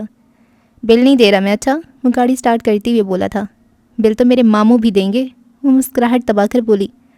صاف صاف کہو نا، بل تو تمہارا باپ بھی دے گا، وہ جل کر بولا۔ سمجھدار کے لیے اشارہ کافی ہوتا ہے، حالے نے اسے مزید تپایا۔ زوجہ بات سنو، لیل کی آواز پہ وہ چونک سی گئی۔ کہ الفا کے خیالوں میں گم ہو؟ الفا کون؟ حالے غائب دماغی سے بولی۔ میرا نہ ہونے والا شوہر، لیل نے مسکرا کر بتایا۔ حالے نہ چاہتی ہوئی بھی مسکرا دی، پھر کاغذات پہ جھک گئی۔ ٹوٹی ہوئی دوستی کھوئی ہوئی یادداشت کی طرح ہوتی ہے، کبھی ایک منظر یاد آتا ہے تو کبھی دوسرا۔ ہارون شاہد اسے یاد آتا تھا، اور بہت بری طرح یاد آتا تھا۔ اس کے بغیر زندگی میں کوئی رنگ نہیں تھا، لیکن وہ اس تعلق کو نہیں جوڑے گی، یہ طے تھا۔ وہ بلا مقصد گاڑی کو سڑکوں پہ دوڑاتا پھر رہا تھا، دل میں جیسے آگ سی لگ گئی تھی، کسی پل چین نہیں آ رہا تھا۔ گاڑی میں اے سی کے باوجود اسے گرمی لگ رہی تھی، گھٹن ہو رہی تھی، اس کی آنکھیں بری طرح بے قرار تھیں، لب سختی سے آپس میں پیوست کر رکھے تھے، بازو کی نسیں معمول سے زیادہ ابھری ہوئی تھیں، آنکھیں سرخی مائل ہو رکھی تھیں، وہ بہت بری طرح ڈسٹرب تھا۔ بلاخر ایک نسبتاً سنسان سڑک پہ اس نے گاڑی روک دی اور تھک کر سر کو سٹیئرنگ پہ گرا دیا۔ اس کا دل چاہا تھا کہ دھاڑے مار مار کر روئے، لیکن چاہنے کے باوجود اس کی آنکھوں سے ایک قطرہ بھی نہ نکلا۔ تم وہاں نہیں جاؤ گی عمر، وہ ہلکے سے بڑبڑایا۔ تم نے ساری زندگی اسی طرح گزاری ہے، اب باقی کی زندگی بھی گزار لوگے۔ اس کی آواز سرگوشی جیسی تھی، لیکن اس سرگوشی میں بے بسی تھی۔ پلیز مت جاؤ عمر، پلیز، وہ اپنی منت کر رہا تھا، وہ بے بسی کی انتہا کو پہنچا ہوا تھا۔ میں نے کہا نا تم نہیں جاؤ گے۔ اب کہ وہ سیدھا ہو کر بری طرح دھاڑا۔ 10 سالوں میں وہ غصہ کرنا بھول چکا تھا، اس سے اب اگر غصہ آتا بھی تھا تو وہ کنٹرول کرنا جانتا تھا، لیکن آج اسے خود پہ بے طرح غصہ آ رہا تھا، بے بسی محسوس ہو رہی تھی، اسے ایک طلب سی محسوس ہو رہی تھی، جیسے اگر اس کی آنکھوں نے ذرا دیر اور اپنا پسندیدہ منظر نہیں دیکھا تو ابل کر باہر گر پڑیں گی۔ غصے سے اس کی کن پٹی کی رگ پھڑکنے لگی تھی، اس کی سماعتوں میں دور کہیں نفیسہ حیات کی آواز گونجنے لگی۔ 12 سالہ عمر ان کے سامنے بیٹھا تھا، پھولے ہوئے گال غصے سے سرخ ہو رہے تھے۔ آنکھیں بند کرو عمر، وہ اس سے کہہ رہی تھیں، اور عمر نے نہ چاہتی بھی آنکھیں بند کر لیں، ہونٹ ابھی تک بھینچ رکھے تھے۔ پڑھو، اعوذ باللہ من الشیطان الرجیم، وہ زیر لب بڑبڑایا، جلتی آنکھوں کو جیسے سکون ملا۔ دوبارہ پڑھو، وہ عورت دہرا رہی تھی اور وہ بچہ کسی مؤکد مرید کی طرح دہرا رہا تھا۔ اعوذ باللہ من الشیطان الرجیم۔ اس عورت نے ایک بار پھر دہرایا۔ گاڑی کے نشست سے ٹیک لگائے عمر نے بھی بے اختیاری کی کیفیت میں دہرایا، اعوذ باللہ من الشیطان الرجیم۔ اب کہ بھنچی ہوئی مٹھی خود بخود کھل گئی، تنے اعصاب ڈھیلے پڑنے لگے۔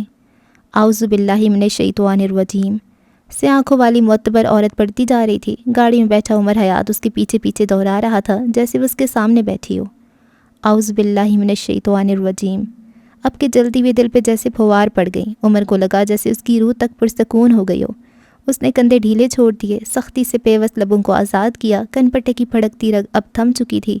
عمر کا رواں رواں پرسکون ہو گیا تھا۔ اللہ نے اسے شیطان مردود کے دلائے غصے سے پناہ دے دی تھی۔ غصہ حرام ہے اور ہم سے حرام کام کون کرواتا ہے؟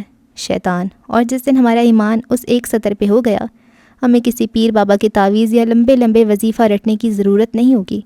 دنیا میں غصے کی وجہ سے ہونے والے شر اور فساد ختم ہو جائیں گے۔ وہ تھوڑی دیر تک بیٹھا لمبے لمبے سانس لیتا رہا۔ گاڑی کو ایک ایسی منزل کی جانب موڑ دیا جہاں وہ 10 سالوں میں کئی بار جاتا رہا تھا، کبھی غصے سے تو کبھی بے بسی سے، کبھی طلب کے ہاتھوں مجبور ہو کر تو کبھی فطری محبت کے ہاتھوں مجبور ہو کر۔ وہ جس جگہ جا رہا تھا وہ واحد جگہ تھی جہاں اس انسان کے سارے جذبات جاگ جاتے تھے، غصہ، ناراضگی، بے بسی، تلخی، محرومیاں۔ یہاں جا کر عمر ہر بار ایک نئے جذبے سے آشکار ہوتا تھا۔ تقریباً آدھا گھنٹہ ڈرائیو کے بعد وہ ایک فینسی مردانہ بوتیک کے سامنے کھڑا تھا۔ گلاس وال سے اندر کا سارا منظر نظر آتا تھا۔ وہ اپنی گاڑی سے اتر آیا، شیشے کے دروازے اس کے آتے ہی کھولے گئے۔ وہ خاموشی سے اطراف میں دیکھتا ہوا آگے آیا۔ سر، میں آپ کی کیا مدد کر سکتا ہوں؟ سیلز مین نے شائستگی سے پوچھا۔ عمر نے فی الحال کچھ نہیں کہہ کر اسے ایک طرف کر دیا۔ وہ کوئی نیا لڑکا تھا جس نے عمر سے یہ سوال کیا تھا۔ اگر کوئی پرانا ورکر ہوتا تو عمر کو ایک نظر دے کر پھر اپنے کام میں مصروف ہو جاتا۔ وہ جانتے تھے یہ آدمی کبھی بھی یہاں سے کچھ خریدنے نہیں آتا۔ وہ بس یہاں کے ہیڈ درزی کو تھوڑی دیر تک دیکھتا رہتا اور جب اس آدمی کی نظر اس پہ پڑتی پھر یا تو عمر فوراً وہاں سے نکل جاتا یا پھر ان دونوں کے درمیان ایک بہت بڑا جھگڑا ہوتا جس میں عمر بولتا رہتا اور وہ بوڑھا آدمی نم آنکھوں سے اس کو سنتا جاتا۔ وہ متلاشی نظروں سے یہاں وہاں دیکھ رہا تھا۔ بالآخر اسے اپنی دائیں طرف ایک شیشے کے چھوٹے سے کیبن میں وہ آدمی نظر آ ہی گیا۔ اس کے ہاتھ میں درزیوں والا انچی ٹیپ تھا۔ وہ دراز قد تھا، بالکل عمر کی طرح۔ اس کی رنگت صاف تھی، بالکل عمر کی طرح۔ اس کی ناک کھڑی تھی، بالکل عمر کی طرح۔ اس کے بال گھنے تھے، اس عمر میں بھی اتنے ہی گھنے، بالکل عمر کی طرح۔ اس کے کندھے چوڑے تھے لیکن جھکے ہوئے۔ یہ آدمی عمر جیسا ہو کر بھی اس کے جیسا نہیں تھا۔ اس کے بال قلموں سے سفید ہو گئے تھے، شیو ہلکی بڑی ہوئی تھی۔ اس کا صاف رنگ سرخ و سفید رنگت میں بدل رہا تھا۔ عمر بے اختیار سا اس کو دیکھی گیا۔ اس آدمی کے سینے پہ ایک نیم پلیٹ لگی تھی، وہاد علی خان۔ عمر یہاں سے وہ نام نہیں دیکھ سکتا تھا۔ اس کے حلق میں کچھ اٹکا تھا، اس کی ٹانگیں لرزنے لگی تھیں۔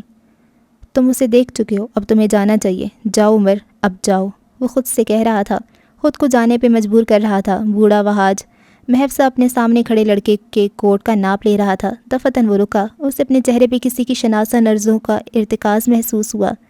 اس نے ناپ چھوڑ کر مڑ کر دیکھا، اس نے نظریں اٹھا کر دیکھا، سامنے اس کا بیٹا کھڑا تھا۔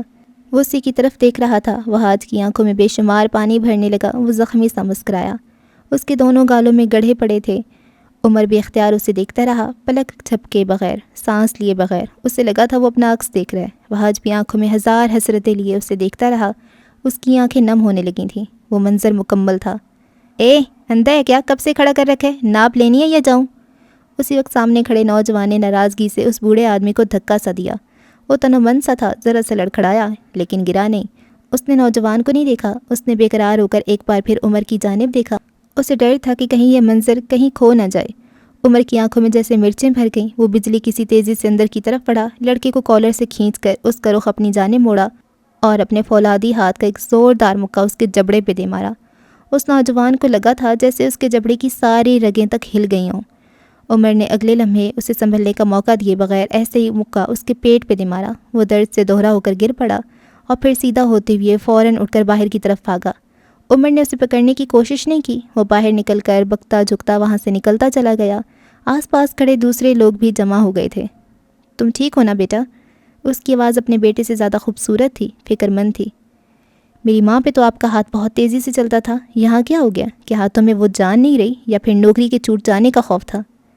وہ ان کے قریب کھڑا تلخی سے کہہ رہا تھا، البتہ اس کی آواز بلند نہیں تھی۔ جواب میں وہاج نے کچھ کہنا چاہا لیکن عمر مڑ گیا۔ وہ مزید اس آدمی کو نہیں سن سکتا تھا۔ عمر میری بات سنو بیٹے، رک جاؤ، وہ اس کے پیچھے آیا تھا۔ تھوڑی دیر میرے پاس بیٹھ جاؤ بیٹا، تھوڑی دیر رک جاؤ پلیز۔ وہ جتنا چاہے مرضی تیز قدم اٹھا لیں، اپنے جوان بیٹے کا مقابلہ نہیں کر سکتے تھے۔ وہ تیز تیز قدم اٹھاتا باہر نکل گیا۔ وہ ہاتھ گرتا پڑتا اس کے پیچھے جا رہا تھا، اسے بلا رہا تھا۔ عمر میری بات سنو بیٹے، میری بات تو سن لو۔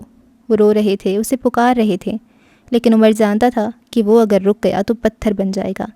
سو وہ نہیں رکا۔ وہ باہر کھڑی اپنی گاڑی میں بیٹھا اور ایک لمحہ ضائع کیے بغیر گاڑی زن سے بھگاتا آگے لے گیا۔ پیچھے کھڑا وہ شخص پچھتاووں میں گھرا کھڑا رہ گیا۔ پچھتاوے اس کے لیے نئے نہیں تھے، وہ انہیں 28 سالوں سے جھیل رہا تھا اور آج تک ان کا یوز ٹو نہیں ہو سکا تھا۔ اس کی روح آج بھی پہلے دن کی طرح زخمی تھی، اس کی آنکھیں آج بھی پہلے دن کی طرح نم تھیں۔ امریکہ کے شہر نیو یارک کے ایک نائٹ کلب میں اس وقت رنگینیاں عروج پہ تھیں۔ بارٹینڈر کی کرسی پہ بیٹھا یاقوت مرزا بری طرح جھنجھلایا ہوا تھا۔ سیاہ شرٹ اور جینز کے اوپر سیاہ جیکٹ پہنے، بالوں کو جل سے سیٹ کیے اور چہرے پہ بیزاری طاری کیے وہ اس وقت وجیح لگ رہا تھا۔ دفتن اس کا موبائل بجنے لگا، ڈیڈ کالنگ۔ اس کے چہرے پہ پھیلی بیزاری ایک لمحے کو غائب ہوئی۔ اس نے لپک کر موبائل اٹھایا، کال اٹینڈ کی اور میوزک کے شور سے بچنے کے لیے یہاں سے نکلتے گیا۔ چلتے ہوئے وہ کلب کے داخلی دروازے تک آ گیا۔ موبائل جل بجھ کر بند ہو گیا تھا۔ اس نے خود کال ملائی جو کہ فوراً ریسیو ہو گئی۔ ہیلو ڈیڈ، پلیز مجھے واپس بلا لیں۔ وہ چھوٹتے ہی بولا، بکو مت، یہ بتاؤ کیسے ہو؟ انہوں نے جھڑک دیا۔ میں کیسا ہو سکتا ہوں یار، یہاں اکیلے رہ کر کیسا ہو سکتا ہوں میں کچھ نہیں جانتا، مجھے بس واپس بلا لیں۔ وہ بری طرح تپ گیا تھا۔ بکواس مت کرو یاقوت، اگر تم نے یہاں آنے کی دوبارہ بات کی تو میں اپنے ہاتھوں سے تمہارا گلا دباؤں گا۔ یہاں جو تم گند پھیلا کر گئے تھے نا، اس کو سمیٹنے میں بہت وقت لگے گا، اور ویسے بھی جو رنگینیاں تمہیں چاہیے تھیں وہاں تو آسانی سے سب مل رہا ہوگا۔ آخر میں ان کا لہجہ تنزیہ ہوا تھا۔ چند مزید باتوں اور دھمکیوں کے بعد بالآخر اس نے اپنے باپ کی بات مان لی تھی۔ نرمین کیسی ہے؟ آخر میں اس نے بڑے ہی کوئی سرسری لہجے میں پوچھا تھا۔ مر گئی ہے۔ آگے سے انہوں نے اتنی سختی سے کہا کہ یاقوت ٹھہر سا گیا۔ کم از کم تمہارے لیے وہ مر گئی ہے، اب فون رکھو اور آئندہ اس لڑکی کا نام اپنے منہ سے نہ نکالنا۔ وہ ایسے سرد، ایسے دو ٹوک لہجے میں بولے تھے کہ یاقوت کو بھی اختیار ان سے خوف محسوس ہوا۔ کال کٹ چکی تھی لیکن یاقوت وہیں بے دم کھڑا رہا۔ اپنا بدلہ لیتی بھی وہ اپنی آزادی کھو چکا تھا۔ کیا تم ٹھیک ہو؟ یہ وہ پہلا سوال تھا جو ہارون نے عمر کو دیکھتے ہوئے پوچھا تھا۔ اگر نہیں بھی ہوا تو کم از کم تمہیں نہیں بتاؤں گا، وہ تلخی سے کہتا گرم گرم کافی کو اپنے اندر انڈیلنے لگا۔ وہ دونوں ایک چھوٹے سے کیفے میں بیٹھے تھے۔ سفیر کے ساتھ یہ تم نے کیا ہے نا؟ کتا جب گھر کے اندر آنے لگے تو اس کو پٹا باندھ کر باہر باندھا جا سکتا ہے تاکہ اسے یاد رہے کہ وہ کتا ہے، لیکن تم نے اسے اتنے گھٹیا کیس میں کیوں پھنسایا؟ وہ اپنی سرمئی آنکھیں اس کے چہرے پہ جمائی پوچھ رہا تھا۔ میں بس اسے ذلیل کرنا چاہتا تھا جیسے اس نے مجھے کرنے کی کوشش کی۔ وہ حالے کو ہرٹ کرنے لگا ہے، اور اگر کوئی میری بیوی کو ہرٹ کرے گا تو میں اسے معاف نہیں کروں گا۔ حالے کو ہرٹ کرنے کا حق کسی کو بھی نہیں، خود عمر حیات کو بھی نہیں، وہ حتمی لہجے میں بولا۔ پھر مجھے کیوں چھوڑ دیا؟ میں نے بھی تو اسے ہرٹ کیا ہے، ہارون نے ہلکی آواز میں پوچھا۔ عمر نے ہاتھ چلایا۔ تم نے کچھ بھی غلط نہیں کیا، تمہارے حساب سے یہی صحیح تھا۔ تم دور تھے، تمہیں حالات کا اندازہ نہیں تھا۔ ظاہر ہے ایک لڑکی کی شادی کی صبح تم یہ تو نہیں کہو گے نا کہ وہ لڑکی کسی مرد کو آدھی رات کے وقت ہسپتال لے گئی، عمر رسان سے بولا۔ ہارون نے ممنون نظروں سے اس کو دیکھا۔ حالے یہ بات کیوں نہیں سمجھتی؟ وہ سب سمجھتی ہے، وہ جانتی ہے ہارون کہ تم اسے ہرٹ نہیں کر سکتے۔ وہ اب بھی تمہاری پینٹنگ کا سن کر خوش ہوتی ہے، وہ بس تم سے ناراض ہے۔ اس کو لگتا ہے کہ اگر تم اس دن ایئرپورٹ پہ اس کی بات مان لیتے تو یہ سب نہ ہوتا، حالانکہ ان کو اب مان لینا چاہیے کہ یہ قسمت تھی، اگر تم ہوتے تب بھی کچھ بدل نہیں سکتا تھا۔ وہ بول چکا تو اپنی کافی اٹھا لی۔ ہارون خاموش رہا، اس کے پاس کہنے کو کچھ نہیں تھا۔ اچھا چلو میرے 50,000 نکالو، آج کل ہاتھ بہت تنگ ہے، وہ گردن کے کسبل نکالتا ہوا بولا۔ عمر کو کافی بے حد کڑوی لگی، حد سے زیادہ کڑوی۔ بس کوئی پولیس والے سے پیسے نہ مانگے۔ کس چیز کے 50,000؟ عمر کے تو مانو پتنگے ہی لگ گئے۔ وہ سمیر زادے کے لیے جو میں کلب گیا، 20,000 کلب کی انٹری اور 30,000 کی شراب جو میں نے ایک پارٹی بوائے لگنے کے لیے منگوائی تھی، 2,000 کا پیٹرول بھی شامل ہے، لیکن خیر چھوڑو، اب کیا 1-1 روپے کا حساب رکھنا۔ عمر آگے کو ہوا، ذرا سا مسکرایا۔ وہ جو میرے باپ کی شوگر مل ہے نا، وہاں سے جا کر لے لو، میں کال کر دوں گا مینیجر کو۔ وہ ایسی سنجیدگی سے بولا کہ ہارون کو یقین آنے لگا۔ کیا واقعی تمہارے باپ کی شوگر ملز ہیں؟ عمر نے کندھے اچکائے۔ ظاہرہ ہوں گی، تم نے دیکھ رکھی ہوں گی، جب بھی تو مجھ سے اتنے پیسے ایک ساتھ مانگ رہے ہو۔ یاد رکھنا ہارون، پولیس والا اپنی جان دے دے گا، پیسہ نہیں دے گا۔ ہارون نے بمشکل ضبط کیا۔ دل تو چاہ رہا تھا یہ گرم گرم کافی اس کی چلتی زبان پہ پھینک دے، لیکن وہ سفیر کا انجام دے کر آیا تھا، سو چپ رہا۔ اچھا خیر یہ بتاؤ، وہ وائٹ پاؤڈرز کہاں سے لائے تھے؟ تم مجھے ان ڈیلرز کی ڈیٹیل دو، وہ آگے کو ہو کر سنجیدگی سے پوچھ رہا تھا۔ ہارون مسکرایا، قدرے آگے کو جھکا۔ وہ ڈرگز نہیں تھی، میرے گھر کا نمک تھا، آیوڈین ملا نمک۔ شکر ہے اس نشئی نے چیک نہیں کیا، ورنہ مجھے اسی نمک کی کان میں دفنا دیتا۔ ہارون نے جھرجھری لی۔ عمر نے افسوس سے اس کو دیکھا۔ تم بھی پورے دنوں کے ہو، میں تو تمہیں معصوم سمجھا تھا۔ اچھا یہ بتاؤ وہ چرسی اپنے باپ سے کب ملے گا؟ ہارون پیچھے کو ہوا، کافی کا گھونٹ بھرا۔ وہ کیوں ملے گا اپنے باپ سے؟ اس نے سکون سے پوچھا۔ عمر کا دماغ پھک سے اڑا۔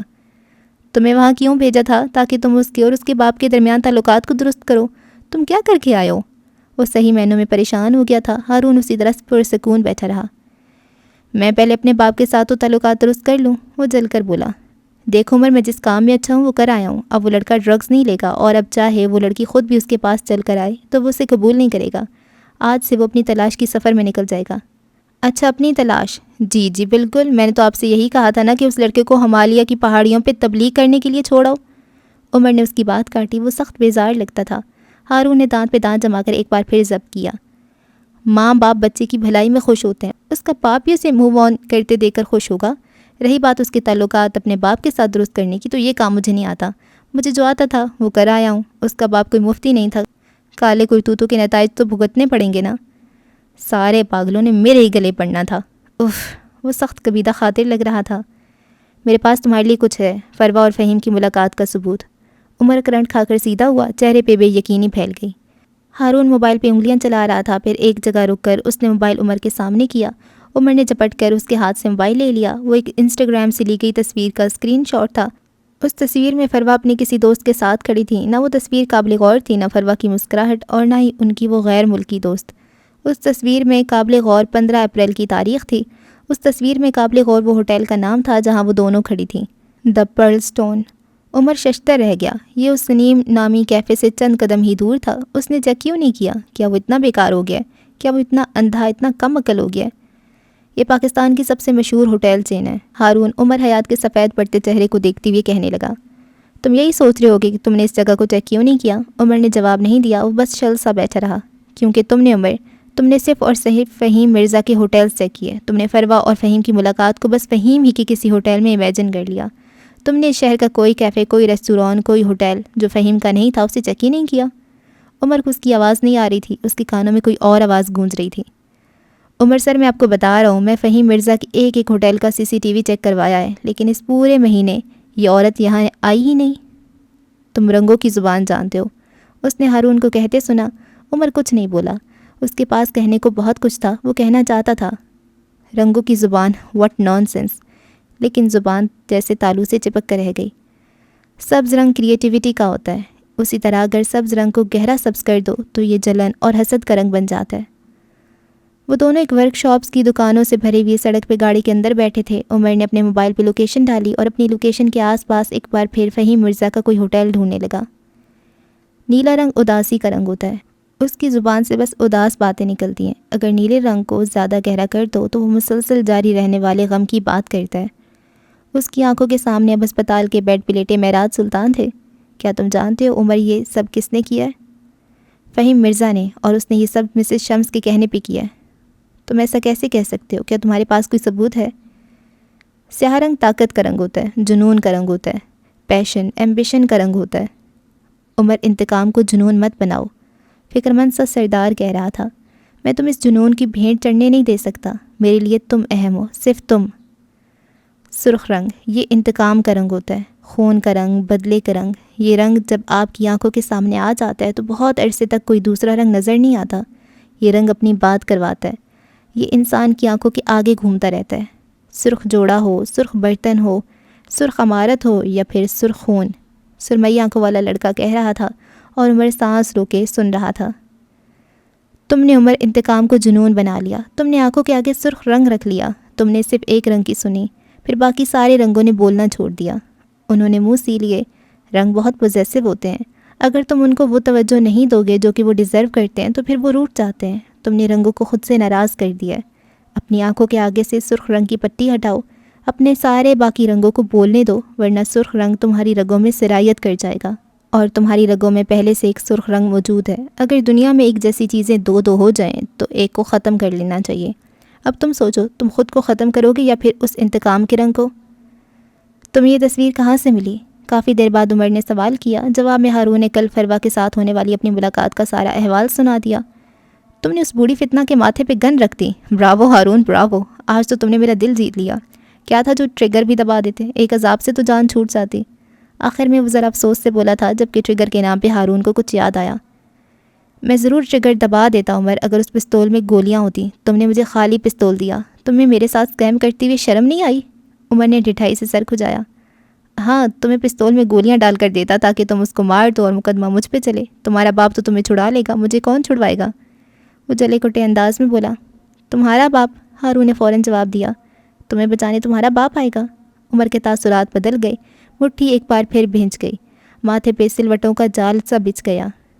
تم نے بتایا نہیں، تمہیں یہ تصویر کہاں سے ملی؟ اس نے بات بدل دی۔ ہارون سمجھ گیا کہ وہ اس بارے میں بات نہیں کرنا چاہتا۔ میں نے فروا آنٹی کا موبائل اٹھا لیا تھا، پھر میں نے جب سارا موبائل چیک کیا تو مجھے یہ تصویر ملی۔ میں نے اس عورت کا انسٹاگرام چیک کیا اور وہاں سے مجھے فروا اور اس عورت کی باقی تصاویر مل گئیں۔ لیکن کیا ثبوت ہے کہ فہیم مرزا سے ملنے گئی تھی؟ وہ اپنی اس غیر ملکی دوست سے ملنے بھی تو جا سکتی ہے۔ عمر اب کے مشکوک ہوا۔ ہارون آگے ہوا۔ میں نے ہوٹل کی فوٹیج نکلوائی ہے، جس سویٹ میں فروا گئی تھی اسی سویٹ میں تھوڑی دیر بعد فہیم مرزا بھی گیا تھا۔ اس نے بولتے ہوئے موبائل پہ انگلیاں چلاتے ہوئے ایک فوٹیج عمر کے سامنے رکھی۔ وہ بغور اس ویڈیو کو دیکھے گیا۔ ہارون نے کہنا جاری رکھا۔ اس کے ساتھ وہ سنہری آنکھوں والا لڑکا بھی تھا۔ کیا نام ہے اس کا؟ اس نے ذہن پہ زور دینا چاہا۔ ہاں نو، یہی نام ہے اس کا۔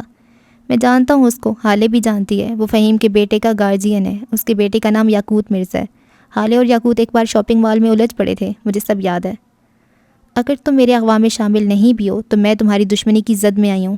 کیا ہو اگر وہ جان لے کہ وہ اپنی دشمن کی زد میں آئی ہے؟ وہ بتا رہا تھا اور عمر آنکھیں چھوٹی کیے سنے جا رہا تھا۔ نہ میرا ڈرائیور ڈسٹریکشن تھا، نہ فروا نے میری سم کے ذریعے مجھے استعمال کیا۔ اس پہیلی کو سلجھانے میں اتنا وقت صرف اس لیے لگا کیونکہ تم اس پہیلی میں خود کو شامل کیے ہوئے تھے۔ تم نے اپنے دماغ پہ زیادہ زور دے رکھا تھا۔ تم اس کیس کو عمر حیات بن کر حل کر رہے تھے، حالانکہ فروا کے پلان میں تو تم تھے ہی نہیں۔ تمہیں خود کو باہر نکال کر سوچنا تھا۔ فروا کسی کو بھی پھنسا نہیں رہی تھی، وہ بس محتاط تھی، اس لیے اس نے میری سم اور میرا ڈرائیور استعمال کیا۔ وہ اس کیفے میں ہی جانے والی تھی، لیکن مہر سے ملنے ہوٹل اس سے قریب پڑتا تھا، وہاں جانا اس کے لیے کوئی دقت کی بات نہیں تھی۔ خیر اب یہ مسئلہ حل ہو چکا ہے، عذاب ختم ہوا۔ ہارون نے ہاتھ جھاڑے۔ تمہیں اس سب حالے کو دکھانا چاہیے، وہ تمہیں معاف کر دے گی۔ تم دونوں ایک اچھی زندگی گزار سکتے ہو۔ آخر میں ہارون نے سادگی سے کہا تھا، البتہ حلق میں کچھ بہت اٹکا تھا۔ وہ کسی اور کے ساتھ زندگی گزارے، اس خیال سے ہی جان جاتی تھی۔ یاقوت مرزا کو بھی میں جانتا ہوں، میں نے اس کی پارٹی پہ ریڈ ڈالا تھا، اس کی ڈرگز اور شراب ضبط کر لی تھی۔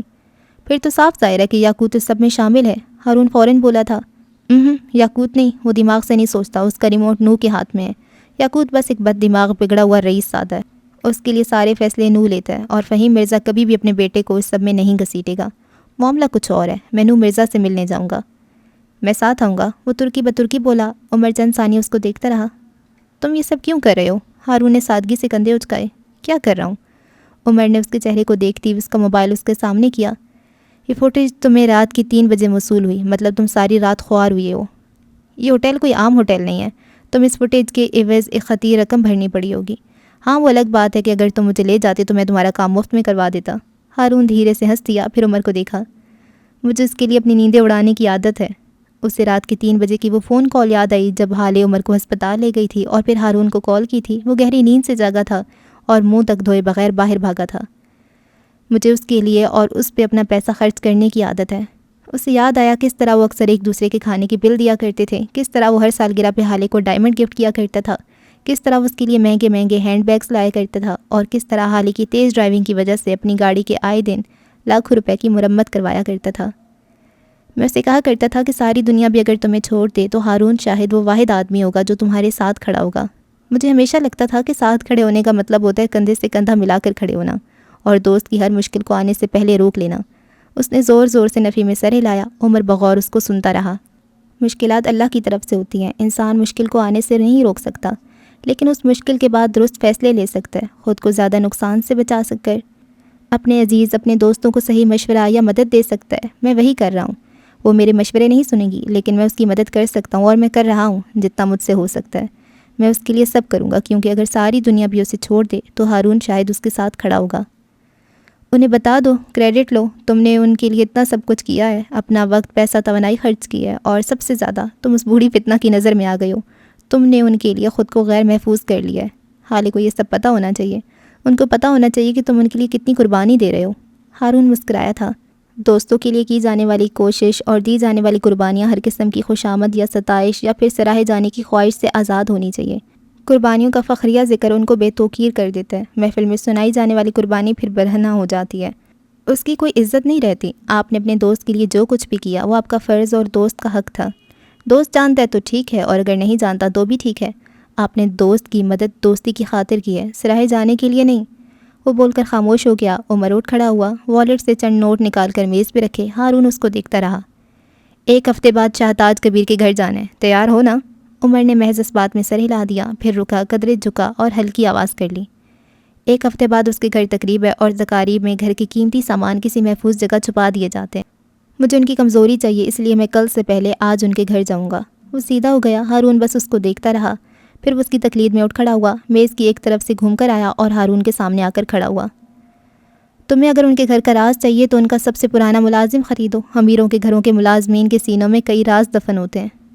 سب سے پرانا ملازم سب سے زیادہ وفادار ہوتا ہے، وہ کیوں بکے گا؟ عمر کے ابرو استفہامیہ انداز میں اٹھیں۔ ہارون دل کھول کر مسکرایا۔ وفاداری تو بکتا ہے، خریدنے کی چیز تو وفاداری ہی ہوتی ہے۔ جو دھوکے باز ہوگا اس سے کیا خریدو گے؟ دھوکا؟ تمہیں کیسے پتا؟ عمر متعجب ہوا۔ میں عمر حیات نہیں ہوں، لیکن کافی کچھ ہے جو مجھے پتہ ہوتا ہے۔ اصل میں ہم امیر ہیں نا، ساری زندگی آگے پیچھے ملازم دیکھیں، اتنا تو ہمیں پتہ ہی ہوتا ہے۔ تم اپنی جگہ صحیح ہو، تمہیں کیا پتہ ملازم کیا ہوتے ہیں، ہے نا؟ آخر میں وہ ایسی معصومیت سے بولا کہ عمر کلس کر رہ گیا۔ میں اپنے محلے کا سب سے امیر بچہ تھا، وہ جل کر بولا۔ ہارون ہاتھ جھلاتا آگے بڑھ گیا۔ عمر نے ڈھیر سارا غصہ اندر دبا لیا۔ سرمئی بلا نہ ہو تو۔ اچھا جی، اس ایپیسوڈ کو ہم یہاں پہ کرتے ہیں اینڈ۔ اچھا ایک چیز اچھی ہوئی ہے، وہ کیفے والا واقعہ کہ حالے نے اتفاقاً ہی سن لیا کہ ہاں عمر اس کے لیے سٹینڈ لے رہا ہے، اور سفیر گیا جیل میں۔ گڈ، سفیر کا بھی تھوڑا بچپن ایکسپلور ہو رہا ہے، اور عمر وہاج کا ہی بیٹا ہے۔